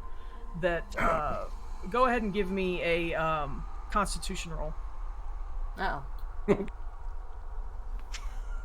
Constitution of 25. Oh no. And this is how Kelsey died. That's an 83. That's a complete failure. Okay. Don't we have any rerolls? we have rerolls on the table. We I'm do pretty have sure. rerolls on the table. I don't know that I So- want to burn through our rerolls, because, I mean, that's going to be... They'll buy more. I'll turn it back on. Okay. Actually, it's on now. Actually, the luck advances I turned back on just in case you guys needed Well, it. that was even worse. That was a 97. Okay. Well, so Meant to I'm be. going to say that you've got it jabbed you pretty damn good. Yeah. It's not Son of a- super deep, but you're going to thankfully you're at the home of a doctor. He can clean it up, and hopefully there's no infection or anything like that. But Yeah, I mean, deep enough that it's bleeding. That yeah, I've gotta- it was like you kind of stumbled and leaned into it, so it Gotcha. just kind of was like a puncture, All and right, wrap it. yeah, Just just wrap wrap it it. like- You do have an Okay. extra reroll from chat, should you need to use it. We'll save it. The 25 is going to be impossible to hit. I feel Oh, like. come on. I mean, you've It's rolled just below only a 20. 5% chance. Yeah, I mean, Ala rolled a 5 on a medicine check earlier. That is what? It's our final. I'll give it one more go. And that's a 36. Do you want to spend luck? I mean, that's only 11 points of luck. You can do it. Yeah, I'll spend I'll luck. give you guys since you've gone through the dungeon. We'll go ahead and roll another luck advance right now, and that should take us down to just one on the table, unless Chad has bought more tonight. Ooh, okay. Ooh, I got to roll over it, right? Yes. Yeah, no. Actually, no. The ones that Chat bought, you just roll a d10 Oh, cool. or a d6. Actually, I think it's a d6 when it's Chat ones. D6, okay. All right, that's cool. Either it doesn't matter.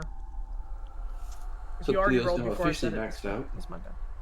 I can convert the math. It doesn't matter. Just take the amount. Oh, it's fine. You rolled too fast for me, and I said the wrong thing, so that is on me, not you. All right. So with that, since you did succeed your Constitution check, I will say that when it goes in and it punctures you, it doesn't bleed at first. So I can't let go of the push talk, but you kind of squeeze it to make it bleed, because it's always better if puncture wounds bleed a little bit. You don't want it to get all stuck in there.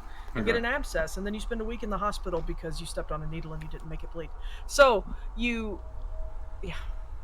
I didn't do it, but I witnessed it, and it was horrific. Do you want me to make any first aid checks to, like, squeeze any excess out? Yeah, if you would like to, yeah, please. Just to, before we get to the doctor to patch it up for reals. just Pack keep some it- snow in it and hitch up your britches, you fucking wimp. It is an exceptional success. Because my dice are on damn. fire tonight. Your dice are often on fire. Cuts his arm off. She's like, there's nothing we can do. She pulls the sword cane out. What's so convenient that we have this, weird magical arms that you can just slap right on You there. can just slap Oh it yeah, on there. seems Oh, like that's actually nothing- horrific sounding. Let's do it. Nothing's gonna go wrong there. Let's do it. Let's do it for science, right? This That's is what right. we're doing. Science, not That's right. seance. Science, not seance. That's right. So, yeah, you'll be fine, Kelsey. You're pretty sure you'll be fine. But as y'all are carrying it out, so you get back up. Did you want to do something outside before you return to the house, or did you want to go talk to the Lorien family, who is waiting, probably impatiently for the report on what is beneath their beloved family home? Did we send the driver back? Can we just stick the arm in the trunk before We should go not into leave the it house? unattended. Cleo, before we go inside, I'm going to have to explain who this gentleman was. Once we say his name, the likelihood of him showing up is more... It raises, correct? Yeah, So names have power. would it be better But we to can try- also use that to our advantage. Would it be better to try and do that now before we have two innocent people involved? I mean, 3, including the child. But yeah, hopefully she'll be upstairs asleep. But he visits her, so my concern would be that he would go to her first because she's more vulnerable. So should we do it out here now? I think so. Can you pull out your the art from the Louvre?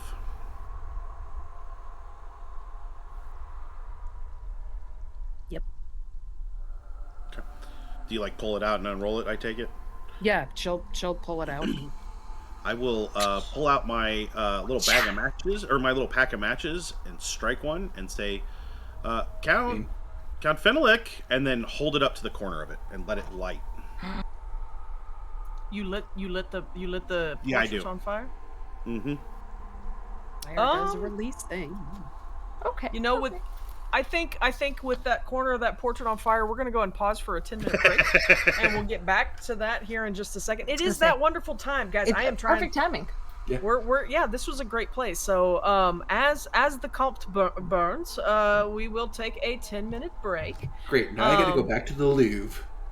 and get another trophy. Get another laughing sketch. The creepiest painting you can find.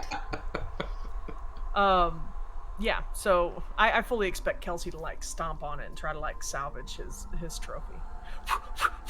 Anyway, No, guys, I stole that fair and square.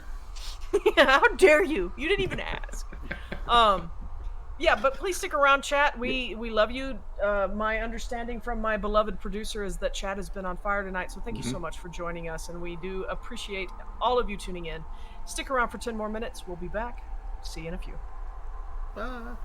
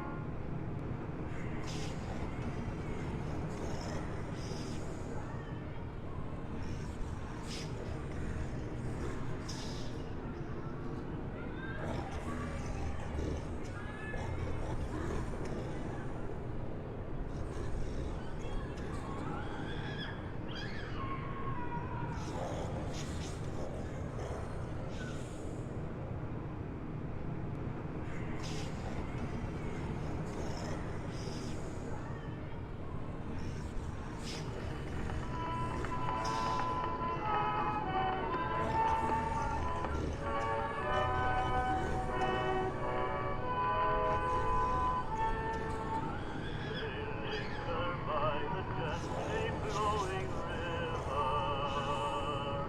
They watch the golden sunset fade away, and there amid the lilies and the roses, they talk about their future wedding day.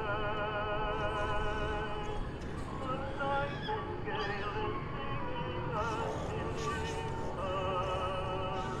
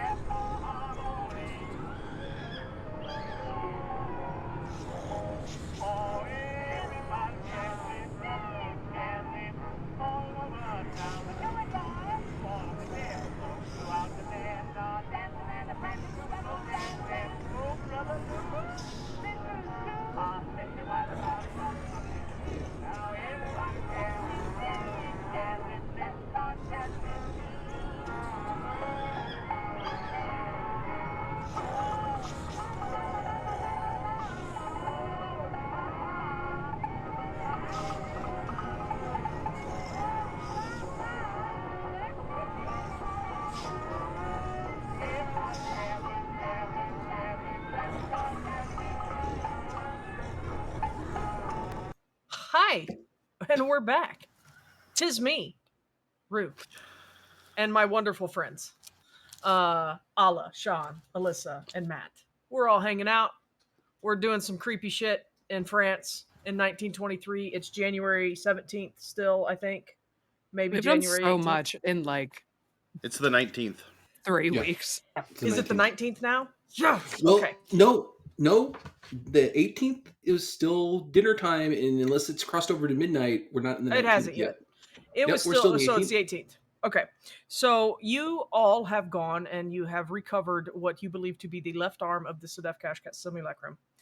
You are carrying it in a sack. You have gone outside of the building. Now, did you indeed put it in the car?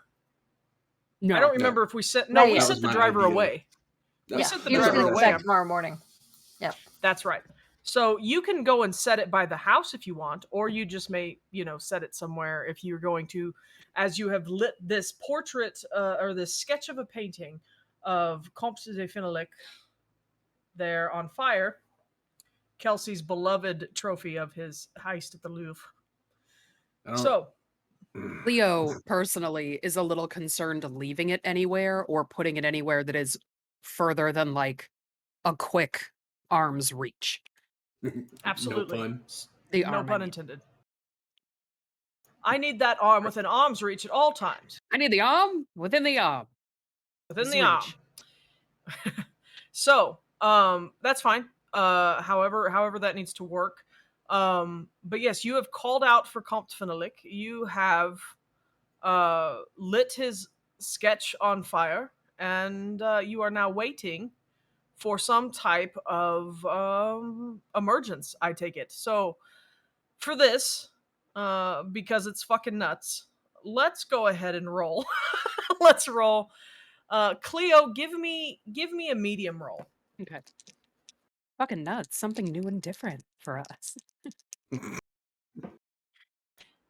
Guys, not on topic at all, really, but since going on keto, like my favorite snack is pecans to a point that I'm eating entirely too many of them. And pecans are fucking expensive. What happened?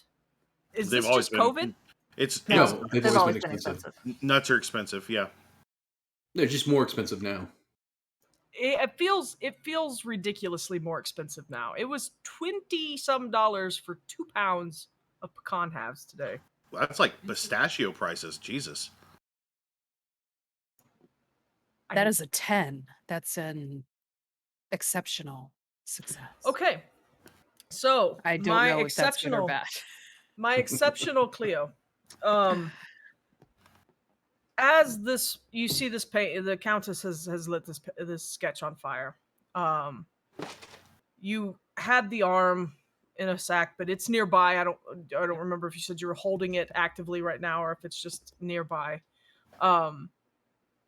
You are a part of this summoning in some way. You're at least contributing energy to this, to the intent of perhaps summoning Fenelec, whatever he may be, wherever he may be. You definitely feel a presence. I'm going to say with your exceptional success, it feels more observant.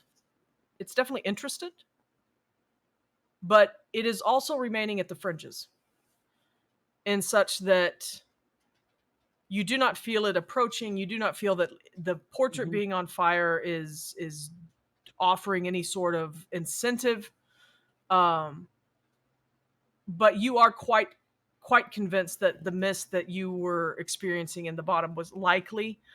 It was very similar to that mist that you saw in Guimar's mind when Fenelec had appeared above his bed and spoken with him. In this case, again, you get the impression that he is around, but you do not get the sense that he cares to be spoken to. And she will out loud say, "We're not reaching out to you to talk." Cool. Sean, you're muted. You just it's like you're just doing the murmuring me. Well, yeah, it's like, ooh, the mist in the dungeon. It was normal mist. Totally No, all I normal. said was Dungeon mist. it didn't look any different than normal mist. I'm just saying. And say it Christ almighty. was normal mist. She was repelling the auras. I couldn't just be like, well, obviously you have liquefied vampire swirling about your tootsies. Don't get cold, kid. Vampire. Confirmed. Confirmed. No, you all think it's a vampire. Anyway, Finalik, this presence that you are sensing, he's just there. And if you say, I'm not doing this to talk to you, This isn't a casual chat, bruh. I do nothing casually. Clearly, she gestures to the cellar. And he retreats from your presence. You do not feel that he is as close anymore. He's gonna be tough. He doesn't want to talk. Have you tried being nicer? This is a French. He's German. Oh, that's right. He is German, isn't he? Yeah, we He gotta is scream German. Oh, well, then be meaner. Yeah, you gotta be way meaner. They God, like we it. are the They're worst into that. Americans in the history of Americans. That's not true. not true. That is not true. That's nowhere not close true. to true. We're just petty. Yeah. No, but so yeah, I will say that you feel like he's probably still there, but he is so far removed. Like what is happening right now, like lighting the thing, he's like, okay, children. There goes that trophy. Just challenge him to a duel or something. I mean, it's not completely burned up yet. If you want to like stomp it out and say that It's yeah, ugly. Let it burn. she will. No, you'll stomp it out. Nice. Okay, cool. Good. I needed that painting for something and another thing. That's not this game. I have plans for that painting. Plans goddammit. for that painting. Sean and I have already discussed it. She'll reach into her pocket and she will grip onto one of her boxes wherein it's like she'll flip it open in her pocket and it's one of her like focuses. It's one of her kind of objects of power. Sure. And she will say, "Then what do you want? If not to talk." Give me whichever is better. I assume it's going to be your occult. Give me an occult or a fast talk. Because you are trying to persuade. Well, fast talk is 5 and occult is 92. So let's go. I'm going to let you do your occult and see if your object, your focus is aiding you in some way. Is helping at all. Yeah, that's a 34, so that's a hard success. Okay. So, I will say, as you are holding your focus, and you have protection, like on you, like on your Literally, tattoos like, and things like drawn and burned into it's her. okay. I'm gonna say that you feel an intense rushing, or the sense of rushing, and you feel his presence kind of immediately, rush up upon you and kind of encircle you. Oh, there you But are, Peter. He is rebuffed by your protection, and he just says, I don't have to tell you anything. You will do what I want and not even know it. And he retreats once again. Do we notice anything from that? The only thing that you would notice is anything physically outward that Cleo is doing, because this is all related to her occult. As far as the other three of you are looking around, looking for mist, looking for cold spots, anything like that you might be doing, footprints in the snow, anything like that, you got nothing. You're like, well, this didn't work at all. Yeah. And if Cleo is saying anything out loud or doing any kind of overt physical motion, you would notice that. But most of, like, anything she's hearing is spiritually based. In fact, you know what? Just because, give me a POW check, Cleo.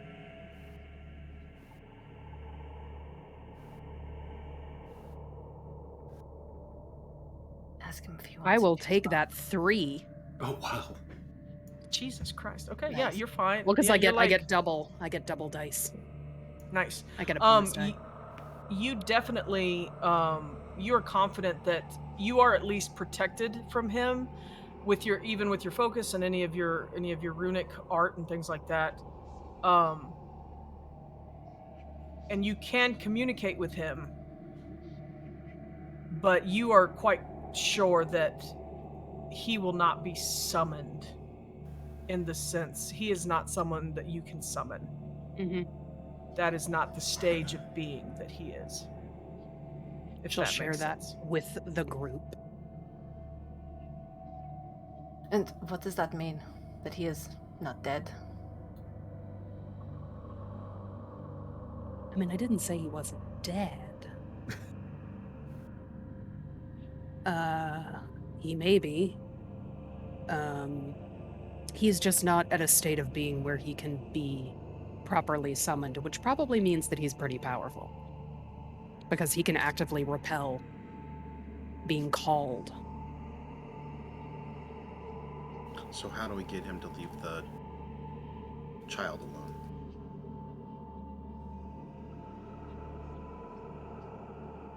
I mean, can we find out what he wants and cut a deal? He's not very forthcoming on what he wants. He said that he doesn't want to talk, and he said that either we or I will do his bidding and not even know it.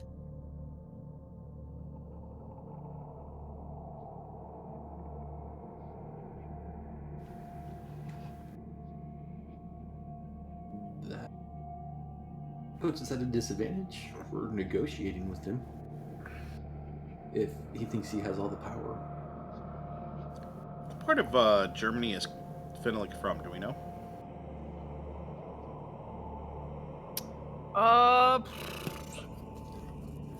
Not off the top of my goddamn head. Let's see here. Does it matter? I don't think so, though. That's fine. Like, what reason do you have for asking? Because I was going to attempt to say terrible, terrible things to incite him. And knowing where his name comes from might help, but Finnick is not something that I'm, like, Matt has no idea where that comes from. So I will tell you that you can certainly try, but it's not gonna matter. okay. He might be even older than the state of Germany. Who knows?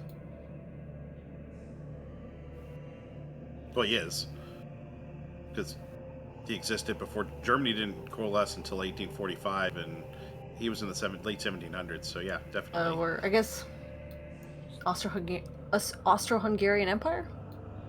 Holy Roman? I don't know. It's all glare. It's all. Listen, I have an American education. I don't know anything about Europe. So We didn't actually have world history. please mark off random historical fact. On Yay! Hey, we're out here doing the Lord's work, getting you your bingos. They definitely is. So you have done this. You have the arm in a sack. You have the Lorians who are still waiting for word on what you found beneath their home. Little faces Yeah, pressed against the window. Right? Are you going to go speak with them, or I'm gonna go inside. okay? Do the rest of you go, or do you hang out outside? I will hang It's with. cold. If Cleo's going to stay outside trying to talk to the Count, I will stay with her. The Count has receded, and the Count said he did not. Essentially, he gave the impression that he is not here to chit chat. I guess go to And the again, house. he is not something that can be summoned. So we can't do jack for that poor little girl, basically. We can ask him to leave her alone. It's worth a shot. So, Yeah, once we Johanna, get once. inside. Yep. Well, Doctor, first, we were correct. There was a basement, and it was definitely Really? tied to a gentleman named Count Fenelick. Yes, your I, family. You mentioned him before. Yes. I Yes. would highly suggest not going down there. In fact, I would either put some money in a concrete and have it poured down there without going in, or close the metal door and then concrete over that and I never mean, is it ever go down there.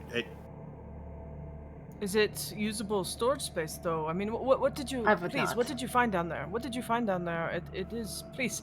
It is under my home. I do feel as though I should at least I mean, be what aware. didn't we find? I think that you will. What did your American friend say? It seemed ominous. Are you familiar with French? How familiar are you with French history, especially specifically around the Revolution?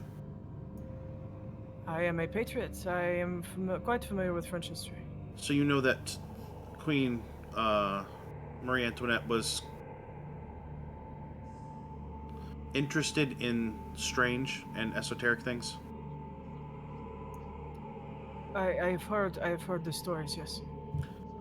Count Fenelick was a purveyor of such things in perhaps some of the most grotesque ways possible.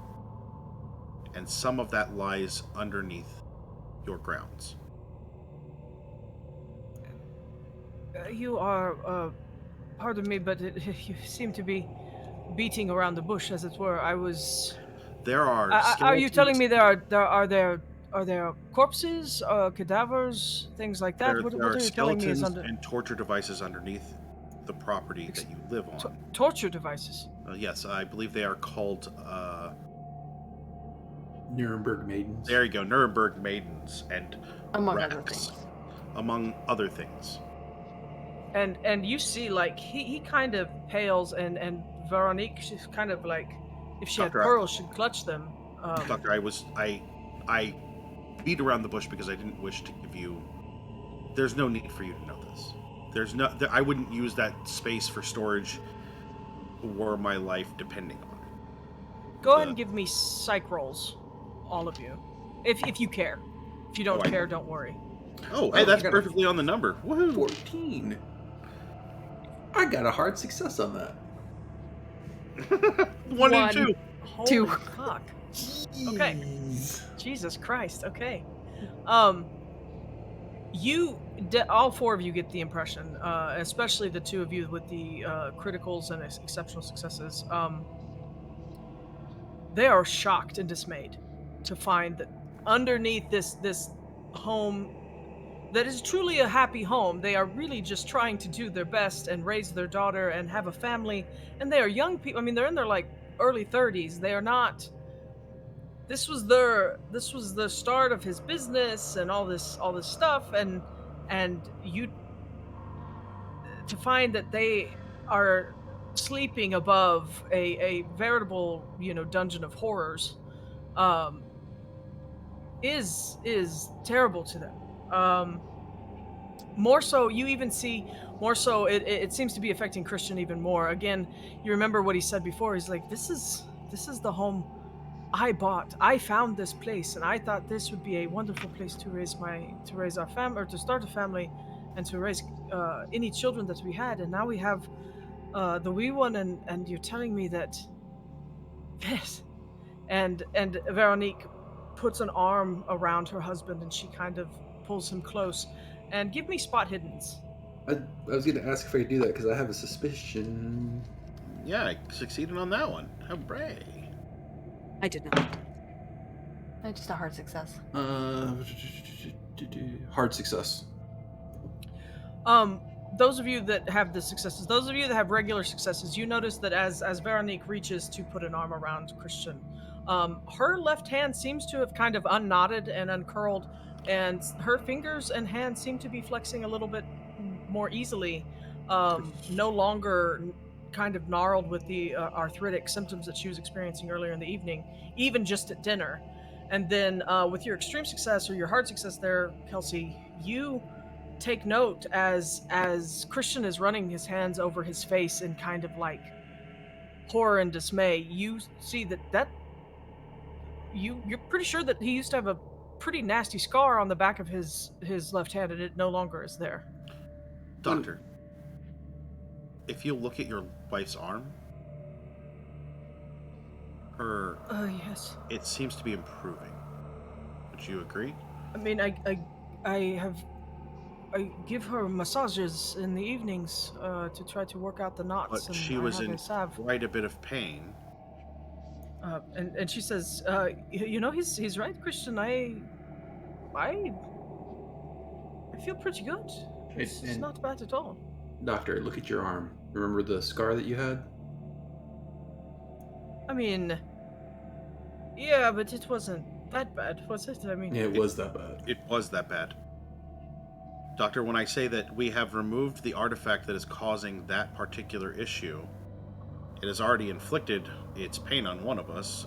Mr. Haskins has a small wound that we wouldn't mind if you would look at, just to make sure that we don't need any antibiotics or anything. Of course. But it has already inflicted itself upon him, and we will be taking that artifact with us. And I'm pretty sure if you go look at your daughter's arm, it's not going to be burned anymore. Be that as it may, she has gone to sleep. I am not going to disturb her rest at No, this moment. of course but not. No, but you'll notice in the morning, I'm sure. Please understand that I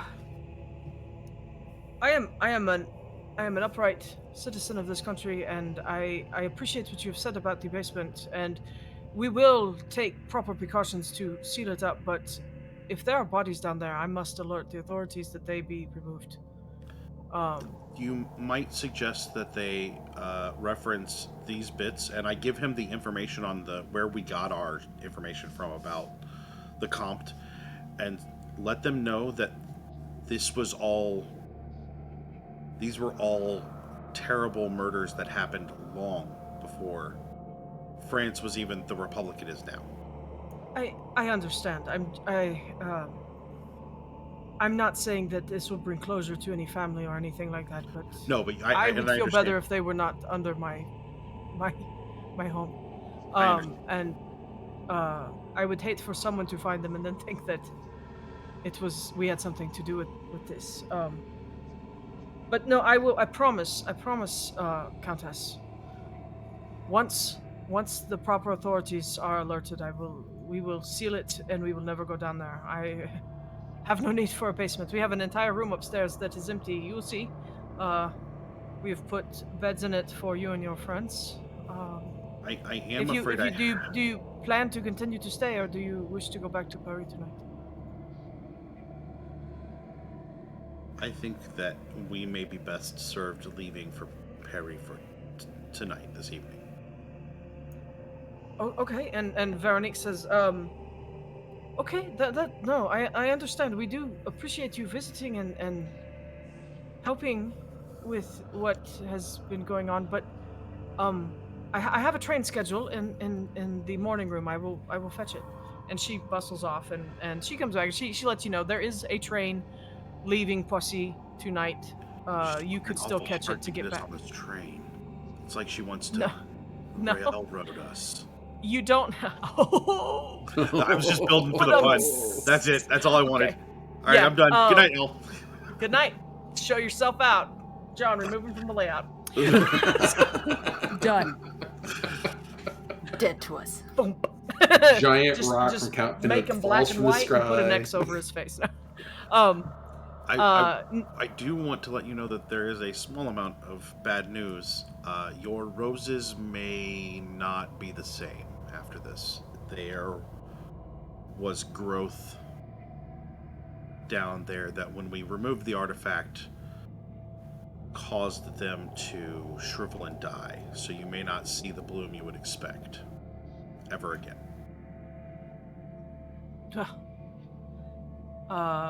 My family's safety or a glorious rose garden, I will take my family's safety any day. But I thank you, mademoiselle. But yes, there is. Since you already sent your driver away, there is a train if you need to get back, or I could perhaps hire a car for you, um, to take you back to Paris. But I believe our driver is here. He's just at the hotel in Poissy. So that's we right. we could ring Could just him. call him. Yeah. What hotel are you staying at? I will definitely give him. I can call there and have him sent for. It was the Hotel de Rouen, I believe, is Yeah. what. Yes, that is definitely the one. We No, all it is. wrote that down. I It's all heard in our someone notes. say. I heard someone say the word today in a show I was watching, and I was like, "That's the one. That's the word that I said, Rohan." So, um, I was like, now I know. But so yeah, he calls the hotel. He is able to get a message to your driver, and it takes about an hour for the driver to get there, but he does arrive, and or not an hour. I forgot. It's an hour back to Paris. It takes maybe 20 minutes, and he gets there, and he's like, okay, we're not staying then. Did No. you tell him to check you all out Yeah. and get your things from the hotel? Okay, we'll say that happened. Not a problem. All right. So Christian and Veronique are thrilled. They have still some concerns. Again, they're still kind of concerned about what's happening or what has happened under their home, even though it was long before this was their home or there was another home here. But they bid you a fond farewell, and they say, please, if you are ever in Poissy again, do look us up. We would love to see you. They do look at your arm, Kelsey. He puts a little, some type of antibacterial on it, whatever's available, and it burns, it 1920. stings. 1920s Yeah, you have to bite a stick. Neosporin. Yeah, and he And he some kind of laudanum. puts a good bandage around it, a good tight bandage to kind of hold it closed, and he says, "Okay, you should be fine. But do if something develops, please see a doctor and get some type of acetaminophen or something if a fever develops. But it does not seem infected." Appreciate you looking at it, Doc. So on the way back to Paris, I would like to suggest we find a vessel to put this arm in that we can take with us that is relatively secure. Do we need to stay the day to make sure that we get it properly set up before we set out for our next destination? You mean in Paris? From Paris, yeah. Right. You spend the day in Paris finding Yeah, a container. Yeah. a container What is and the best giving- way to secure something like that? A child-sized silver coffin. That's what was determined before break. I said that in jest, but Okay. baby-sized silver It's- coffin is what it takes. Well, if we can, Baby-sized lead box. No, if we can spend the day just a some type normal, of luggage. a normal hard-sided box of some kind, and trust me, I can secure the lock in a way that only we can get in it. But does it need any spiritual protection? Yes, I would suggest both things. I would suggest we do what Kelsey's talking about and that we stop in maybe a little out of the way, probably in a small alley, actual real occult shop. Somewhere that isn't touristy. I will say, yeah. I will say that you. Okay, so you go back. You go to sleep. I take it. Yeah. Or do you want to look for this occult shop tonight? I'm going to say that dinner was at about 6 or 7. You spent an hour, or I said 20 minutes opening the door. You spent probably about an hour and a half hanging out down there, and then you came back up.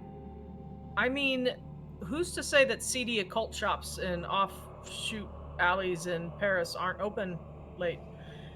Especially if they're catering to a socialite clientele, where living doesn't start until after 9 o'clock. Yeah, let's hit the Sure, occult yeah, You want shop. to look now? Let's do it tonight. Okay. Yeah. All right. So you head back to Paris. Do you continue to carry it with you? Yes. Probably. Yes, you don't go back. Yeah, okay, we you sh- I we guess my shouldn't leave question it. No, is, we're you not don't leaving go it. ba- We're not leaving it anywhere. You don't go to Norbert's. Okay, so you go and I'm gonna say that you pop into a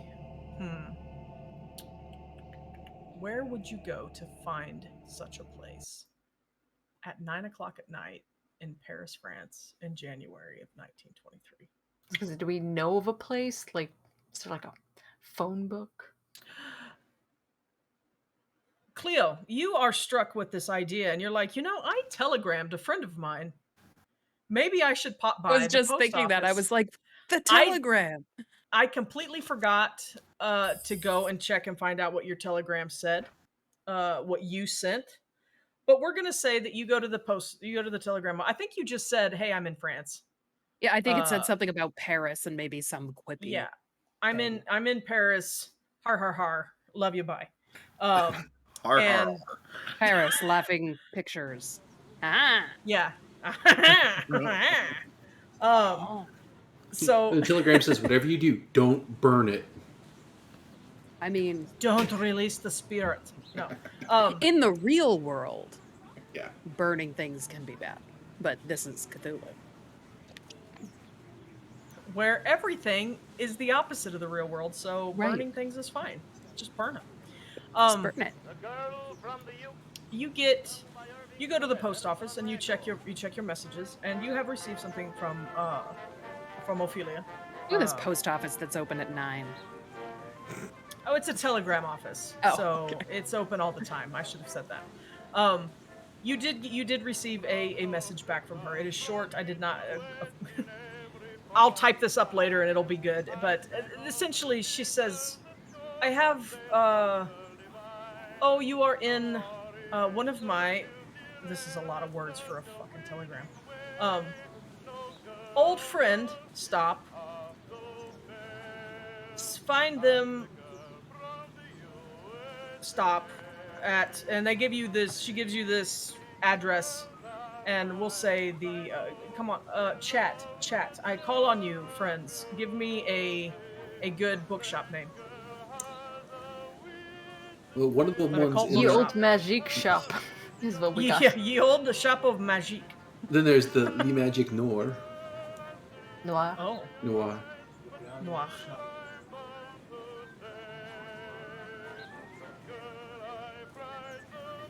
Lysander and Lysander. Le Grand Shop. We'll go with what Amanda said because I love her. So we're gonna go. In all fairness, she said 3 things. Yeah. Oh, well, we'll go with. Did she? What was her first one? I can't Le believe Shop she Magique. Magique. typed 3 things. Oh, did she say? Okay. Yeah. Let's just. She says go to one of those, and sorry, I'm not looking at chat, so I can't see anything. She says go to one of those. Old friend, safe there. And so, Le Shop du Magique or whatever it was, Amanda, pick one and just put it in one in the chat. Just say this is the one I want it to be, and that's what it'll be. And you can go. And it is, you find it is off the beaten path. It is kind of down a twisted set of alleyways. And, yeah. You find it. The light is on. There's a small open sign, a little placard in the window. We will walk in. With his big bag. Hello. It's a burlap sack. Yeah. You can look, just don't touch. So, inside, I'm going to say you find an older woman. She's probably in her 60s. Le Grand Shop du Magique. That's the one. So that's where you are. And this older woman kind of, she's got a little bit of a stooped back. Nothing too bad, but she is, we'll say, in her 60s. Hair pulled back into a tight bun. She wears grand, huge, dangling earrings. Has more piercings than what would be considered proper.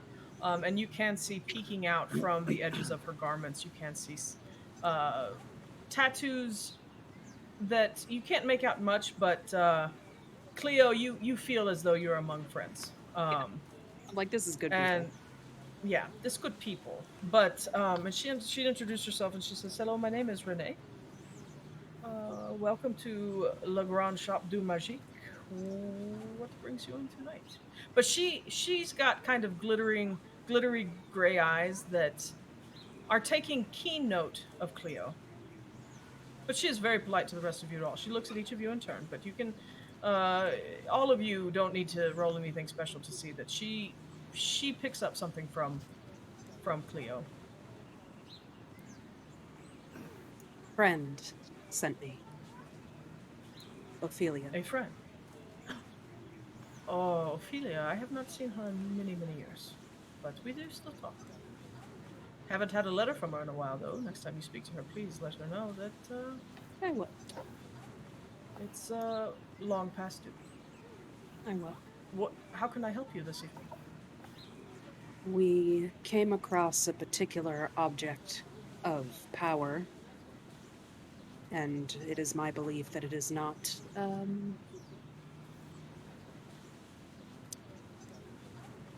good power, that it is malicious in its intent, and it is attached, at least in some capacity, or something has attached itself to it.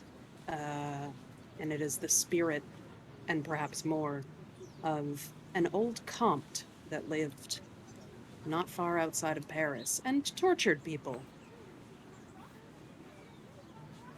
You might be surprised at how common that was at one time in this country. He's still hanging I- around. I will say, because I assume you are still carrying the bag. You Yeah, just bring it she's into the got it, shop. and Yeah, she's kind of like gesturing to it as she talks.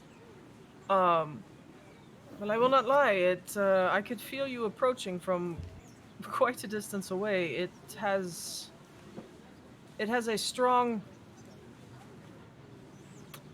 odor, shall we say. Loud. She says, it would be best for you. I do not wish this to stay in my shop for very long. What do you need from me to help you dispatch it elsewhere?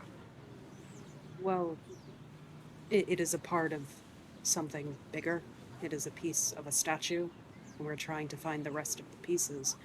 We don't wish for it to venture far from us, and so our plan is to put it in quite a safe and as indestructible as possible box. But I do wish to put some more protection on it that may not be as easily seen by the eye.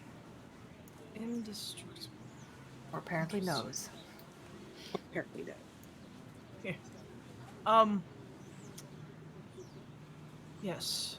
She comes around from behind the counter and she actually passes by. Says, Pardon, excuse me," and she locks the door, flips the placard, and she says, "Please come with me." And she leads you back, farther into the shop. And this, Johanna, this shop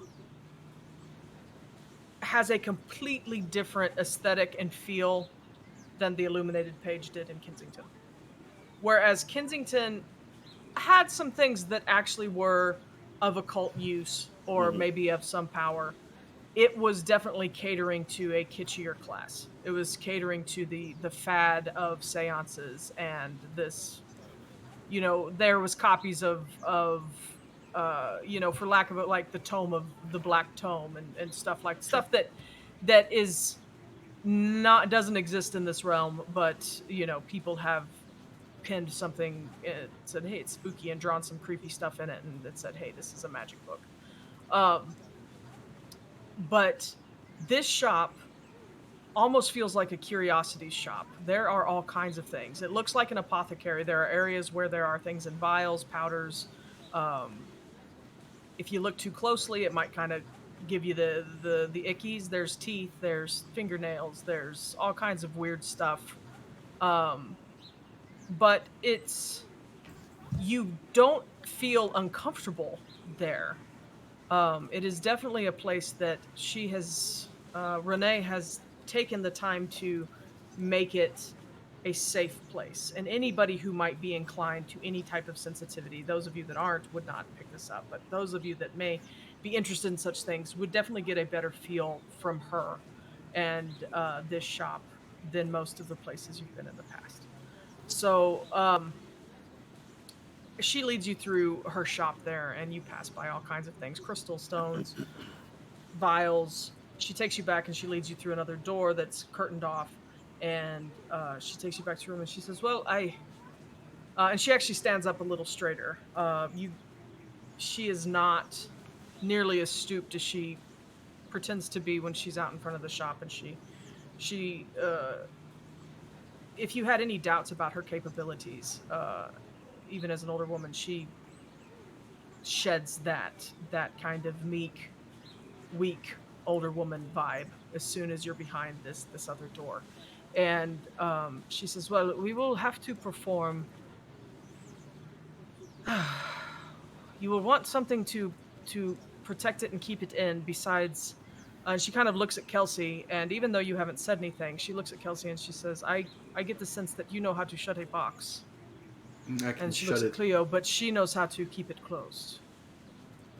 Um, and so, and she's like, "But I will need you both." And she has Emily and Johanna. You can just kind of sit and enjoy the show.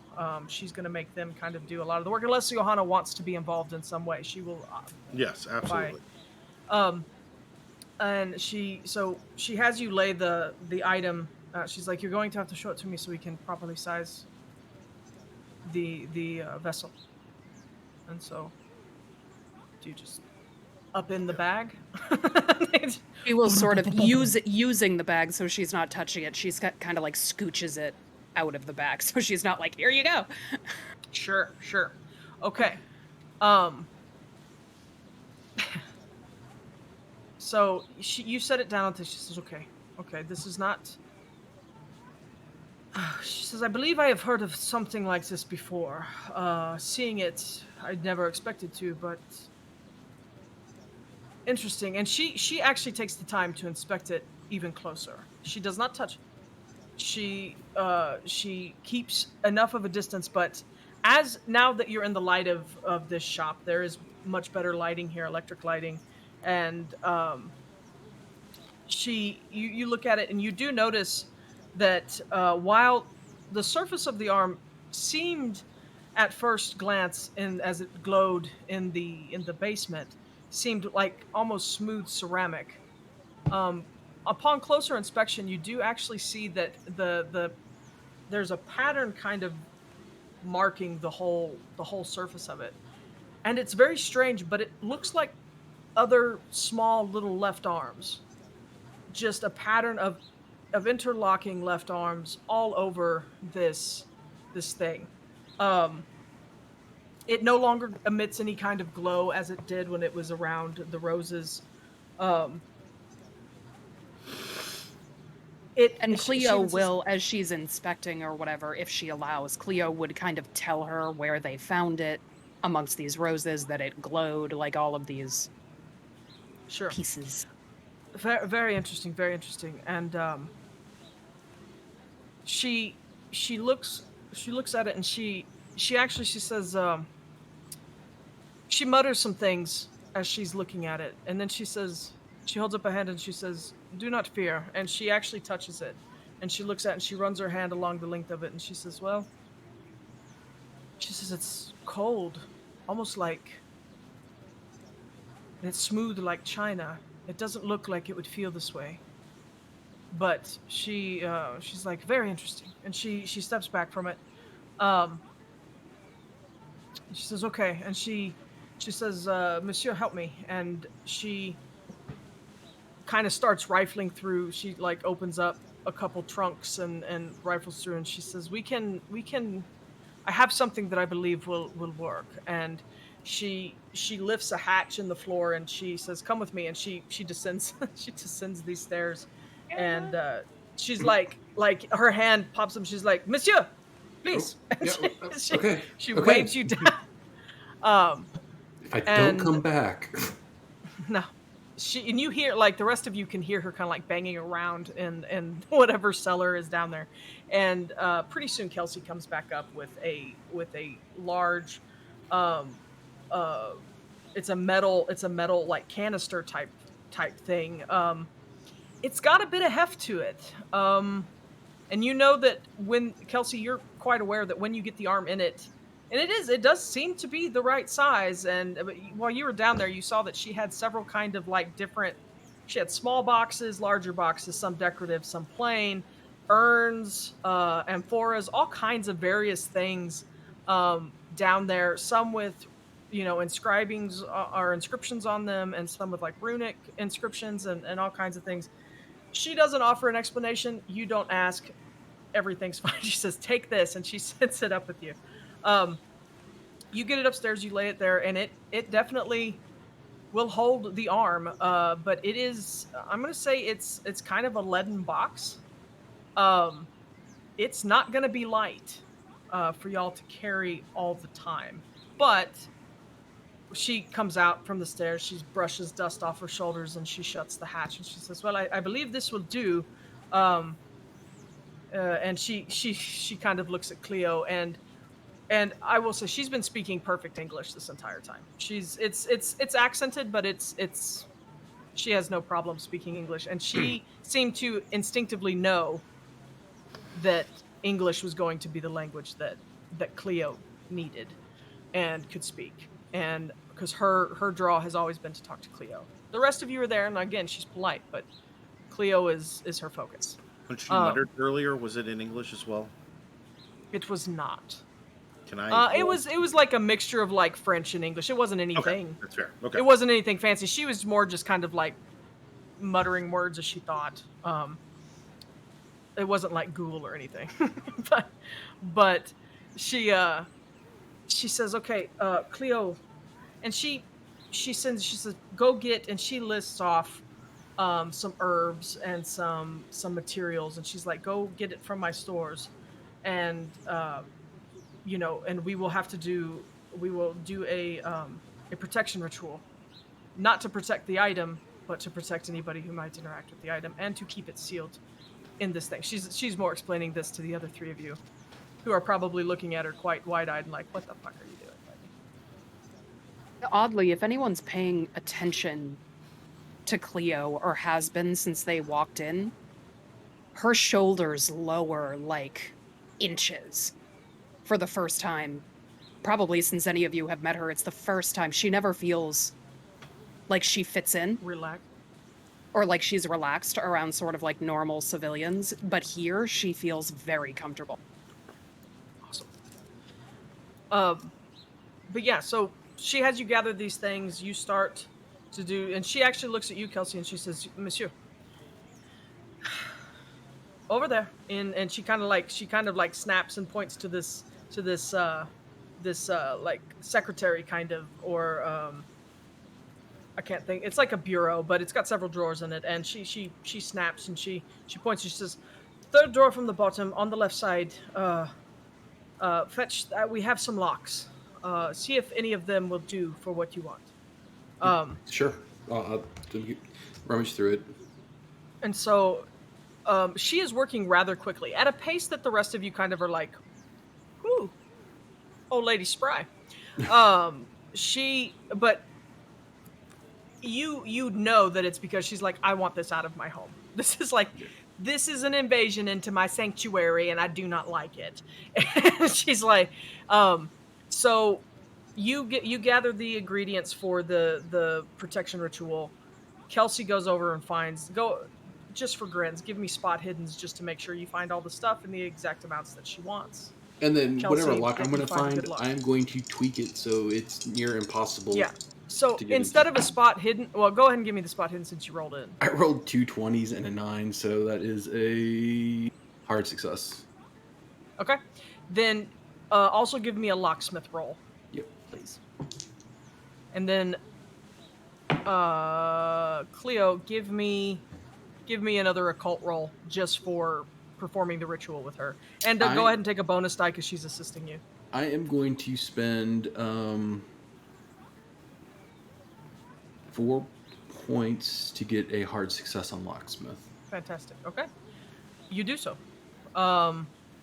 And you are able to tweak the lock into such a way that you are confident that nobody but you could unloose that lock again. Yeah. So. I'm working with my little tools, manipulating the tumblers. Of course. Okay. What'd you get on yours? Cleo? Extreme success. A 17. Fantastic. Oh, wow. So, with that, the arm is placed carefully into the box. She actually has no problem picking it up and touching it. She kind of finds it amusing that no one else will. But she's like, I think whatever you're afraid of has already is already in place. You touching it now will do nothing else. And so she she puts it in the box. You kind of pack it in with some of the materials that she gave you. Um, she also finds just some inert substances like uh, not foam, but she takes like some old fabrics and maybe silks and things, and she kind of packs in around it so that when you do take it, it's not going to just sound like stone rattling around in a lead box. Um, and yes, you perform this thing over it. I will say that as you do, there are what you didn't notice before inside this leaden box were some runes that were carved into the inside. You see them kind of. Um, those of you that are paying attention would notice that maybe they flare for a second, just a slight glow, just a. And she seals the lid. There's another little bit of incantation over it. You see a couple other runes that you did not.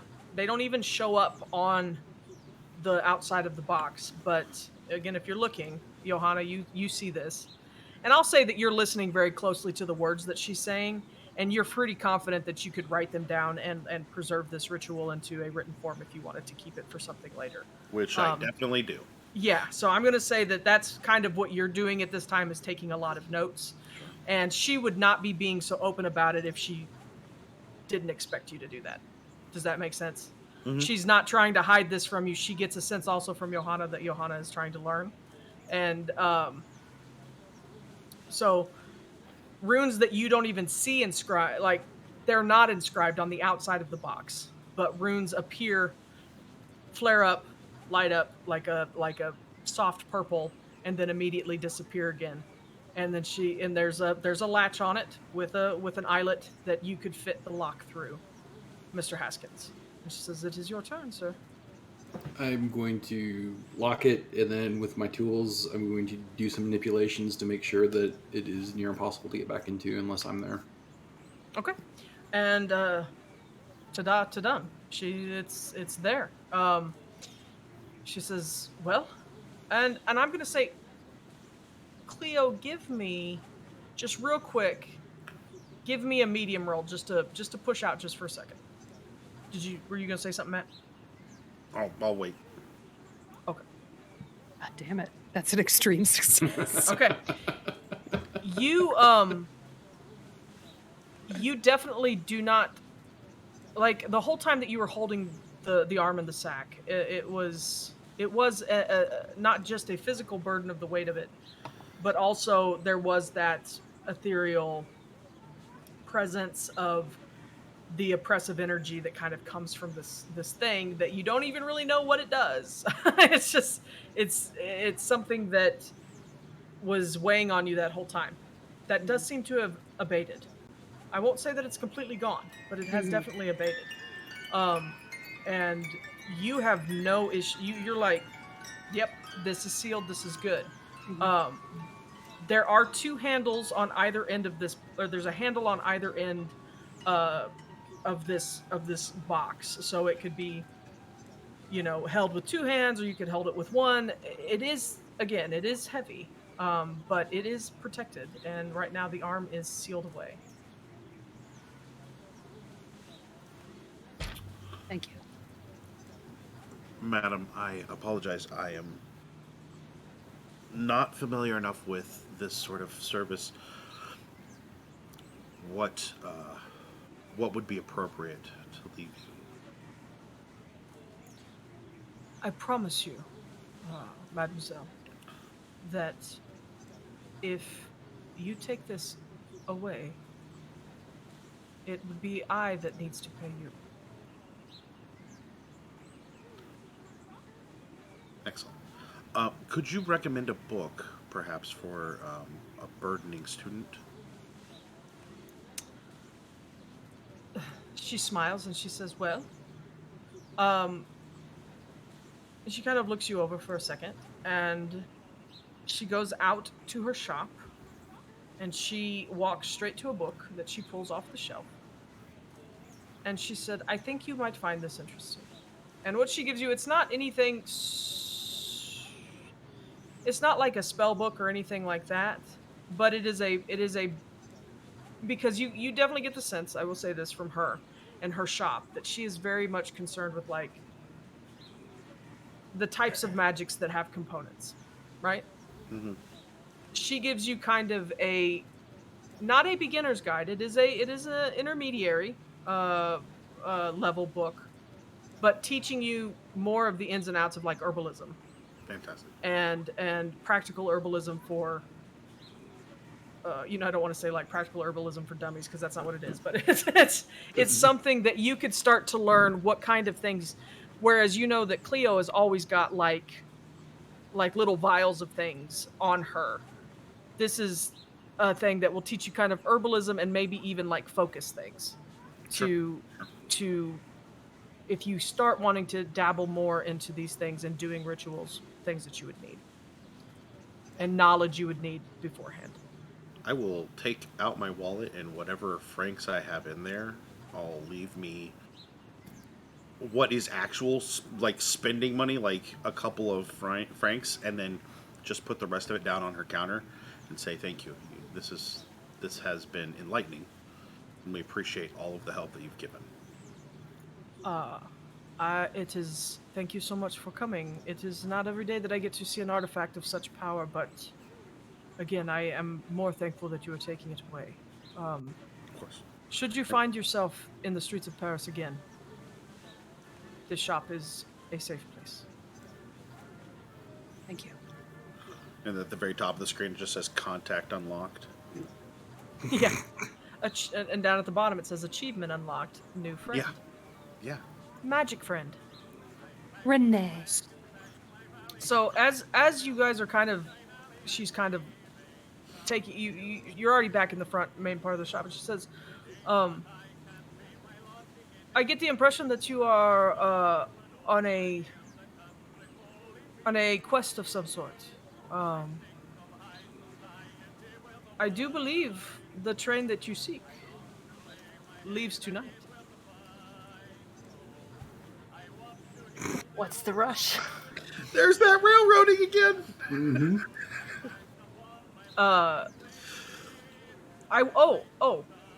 All of you roll 1d4. Oh god. Actually, D4? no, don't. I'm gonna roll a d4. Okay. I get to roll this one, guys. Uh-oh. If That's it's how bad, round 3. Catch on fire. hey, I got 4.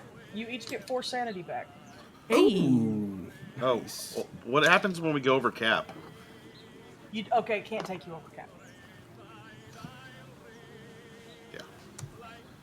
And cap would Okay. be if you had Sure. suffered enough Cthulhu It can't stuff. go over your starting. Yeah. I think is what it is. Yeah, that's correct. Oh, then I need to go back down to 50.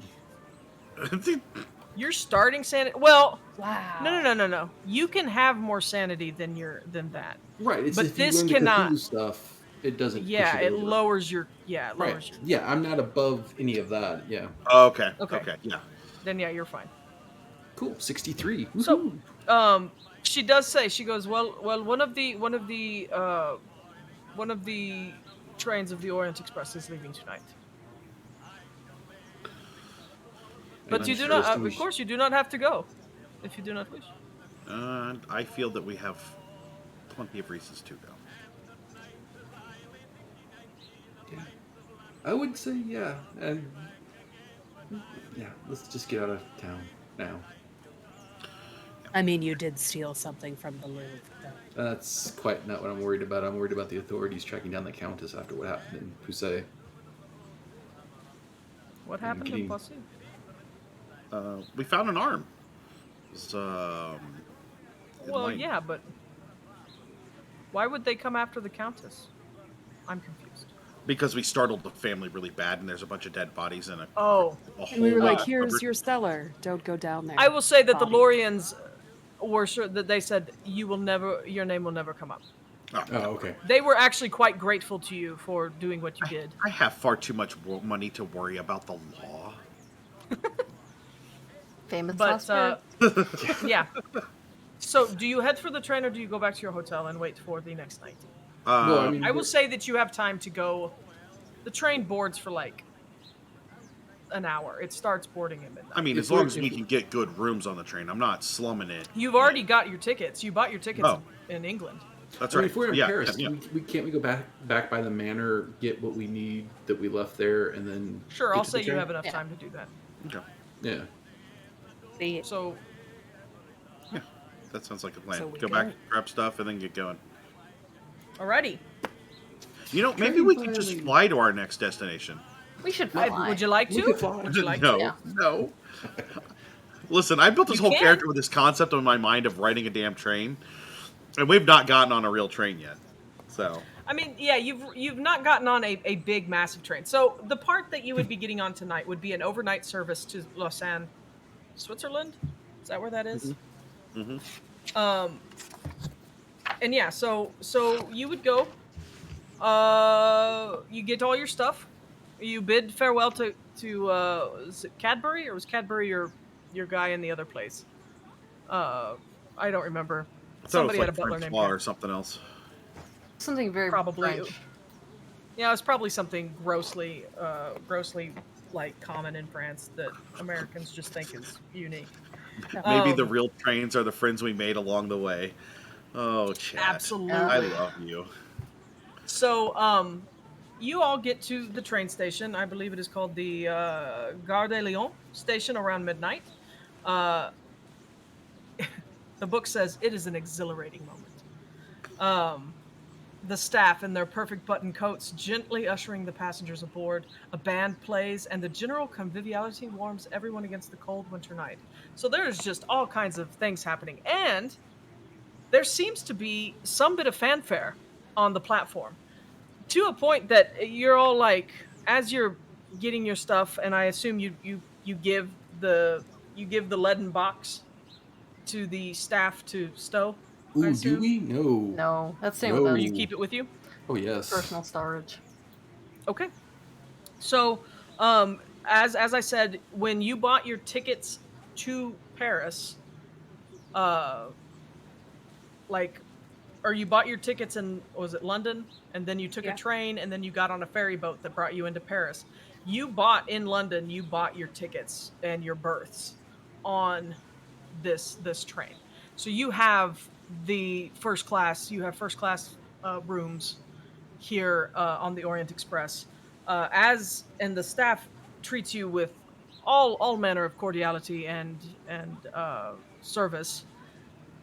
But there is fanfare happening on the platform, and you see just all sorts of people, and not people that are even riding the train. There's just this massive crowd that is gathered, and they are fawning and clustering around a woman who is approaching the train.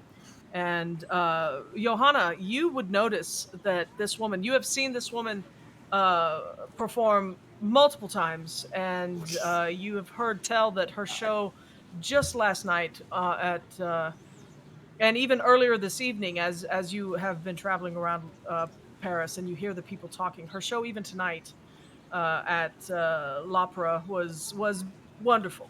It was amazing, immaculate. It was like an epiphany for anybody who was present. And yes, this is the opera diva Signorina Caterina Cavallaro, the Italian soprano whom you spoke at length with Veronique Lorien. And many fans have followed her from the theater to bid her farewell as she leaves France to play in Milan, I believe, is where she's intending to go. Opera group. She can sing, but we have an arm. So Yeah. So really, who's She's the- got a voice, but we've got a left but arm. we have an arm. And you know what? And as time goes by, we may have an arm and a leg. And that's how much it'll cost to I was see just gonna Signorina say Cavallaro I was just gonna say that. at the Teatro. What is it? Where did it go? I just had it. She is headed to the Teatro alla Scala, Milan's famous opera house, to perform the title role in Does anybody want to take a guess? How many of you are in Verdes? Aida. Oh, okay. And Like she is that one. super excited. Like as you all get on the train and you leave the peasants behind, you're all surrounded by this relative luxury. You find that Signorina Cavallaro's cabin or her rooms are right next to yours, and so you're all kind of unloading your It sounds stuff, like a putting them setup away. for like a murder. Like she's gonna get murdered. Have you watched Murder on the Orient Express? No, it is not an opera singer. But you all are doing that, and she says, "Oh, me and my friends are, and her friends are her entourage. Me and my friends are going to spend some time in the salon car. Please join us." She finds, she's introduced herself, and I assume you all have introduced yourselves to her and the countess. She's like, I believe I've seen you at some of my shows. Have I seen you at my shows? Yes, yes. Please join us in the salon. And it is late, but the night has just begun. I am invigorated with the performance tonight. It was amazing. And so she invites you all to the salon car. If you choose to join, you do not have to. Oh no, I go to the salon car. I'm 100%. I like the shark effect this cat's tail is having. Just pacing back and forth, begging perfection. That's right. Yeah, and if you join them in the salon car, her and her friends greet you like old friends. I mean, they are just very welcoming, very warm. It's like this is a party for her, and she's living it up. She's young, I believe, 27, and has achieved such acclaim, and her talent is boundless. But you do notice that some of the Orient Express staff kind of hover on the fringes of her circle because it's like, we have to make sure that everything is fine for Signorina Cavallaro. Are you sending away your drunk husband? We can't see him. I just see your hand. But It was sorry. bringing me dinner, but I was like, no, we're never still streaming. We're almost done. But yeah, so you all just kind of enjoy her company and the entourage. They are, there are a couple girls that kind of are like, oh, a countess, and they sit close and they have all sorts of questions about Austrian nobility and what have you. And if you allow it, one of them you say something, Johanna, and one of them kind of laughs a little overtly and actually kind of puts a hand on your arm and doesn't remove it unless you take your arm away. Oh no. Okay. Have you seen Heavens, me? no. At about 2 a.m., as you guys have been drinking and imbibing, and then having a magnificent feast. In the salon car would not normally be where you dine, but the Signorina Cavallaro has asked that food be brought, and You can dine wherever the fuck she wants. that's right. That's right. And it's the Orient Express. You know, you paid good money to be here. Then Cavallaro's like, oh, when we get to Milan, you must come to my show. I will take you to the Last Supper. Don't worry, it is not as dour as it seems. It is. I will show you Da Vinci's. It's beautiful. You have not seen it. If you have not seen it in person, you have not seen it at all. Print does not do it justice. And so this food, while it is very good, it is much better in Milan. And I must take you. And you have to come. Opening night is in 3 nights. You must be there. And so she's just like rambling on and on and on. She very much likes to talk about herself and where she's from. And I don't know anything about that. yeah, Emily's like been here. Like Emily's scanning for like, where is her governess? where is her chaperone? Like, Where are the adults? Every now and then there's just like a flask that floats itself in front of Emily's face. Hey, would you like some?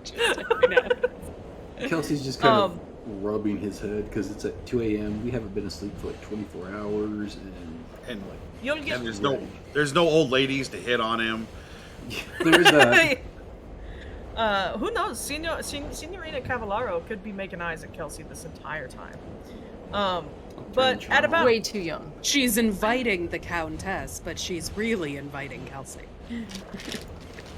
truth. Now the entourage is inviting the Countess. At about 2 in the morning, Cavallaro kind of gets to her feet and is a little fluid, is a little on the tipsy side. And she says, "I will be back in a moment." And she excuses herself. And It assumes her final form. at about 15 minutes later, she sways in, dressed in a silver gown, eyes heavily darkened with mascara, with an ankh on a chain about her neck, and she announces that she would like to sing them the aria that she will be performing 3 nights from now. And most of them, I don't know if the 4 of you do, but most everybody else that is gathered in the salon car clasp their hands and it's just a gasp of elation that they are going to get a private concert from the famous soprano Caterina Cavallaro. And she says, "The song is so important to me. It was Aida that I saw at the Teatro, what is it called? The Teatro alla Scala. When I was only 5, it was my first opera.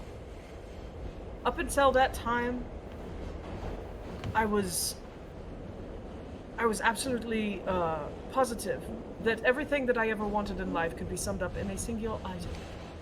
A pony. That is all I wanted. What 5-year-old girl does not want a pony, am I correct?" Shut up, Countess. I'm sure you already have one. No. She says, "But it is tradition in my family that we go see the opera. And my grandmother took me, and I saw Aida, and I listened to the aria.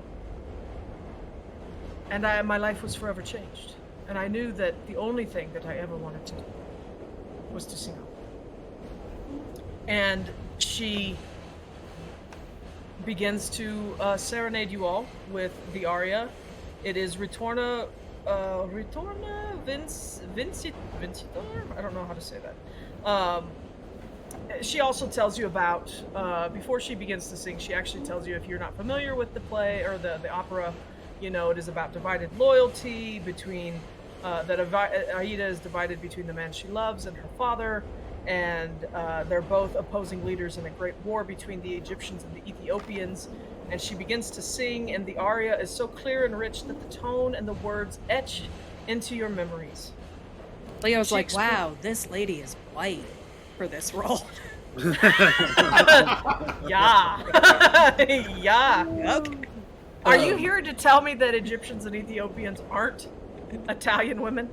But yeah, her voice, for all of you, feels as though it reaches into the very limits of your soul. It is that clear and that powerful in this performance. And I can only imagine that having an opera soprano that close and in an enclosed area belting out, it has to be just in its own way thunderous. So, And if anybody notices, Kelsey's got tears from it. I thought you were going to say he has earplugs. Yeah, I thought you were too. I mean, it is loud. Glasses start shattering. Yeah. No, but he's definitely. She got just tears. walks through the exploding glass as she sings. It's. Theo just puts her flask in front of Kelsey. He's passing her. When she finishes the song, she of course the entire salon car erupts in applause, and she, as she finishes singing, and she actually is fairly gracious accepting the applause. It's not like she relishes in it. She's not like, "Oh, me, yes, well, thank you." Well, she's pretty down to earth about it, and she basically she approaches the 4 of you and she says, "Please, I mean it. 3 nights from now, front row seats.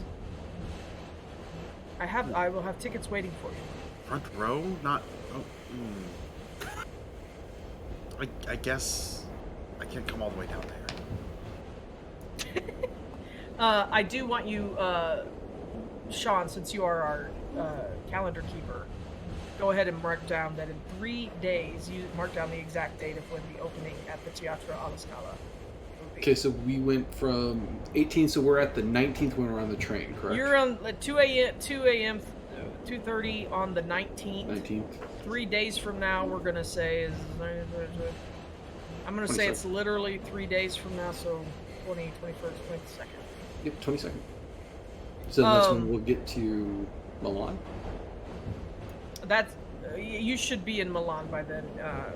If yeah, But according I hope to the so. trade. If we're not, she's gonna miss her performance. No joke. She says she reminds.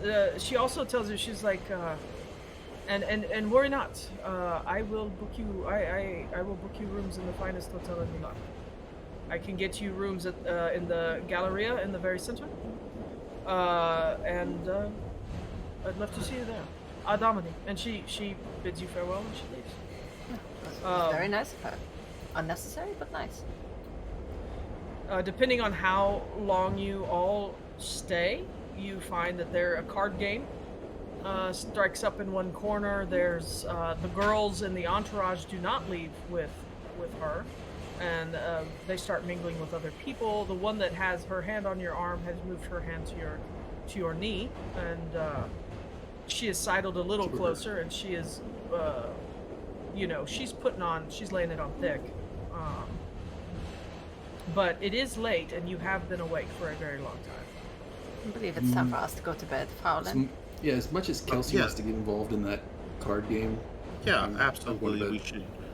We should go to bed right after this card game, and I will go sit down at the card game.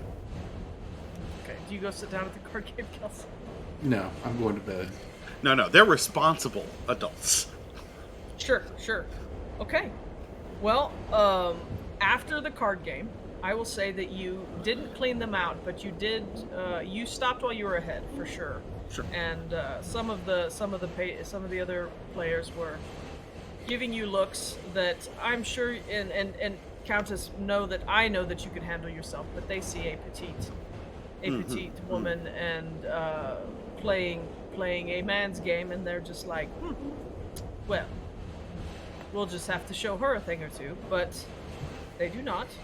You leave. You all find your beds, and you are going to spend your first night aboard the Simplon Orient Express.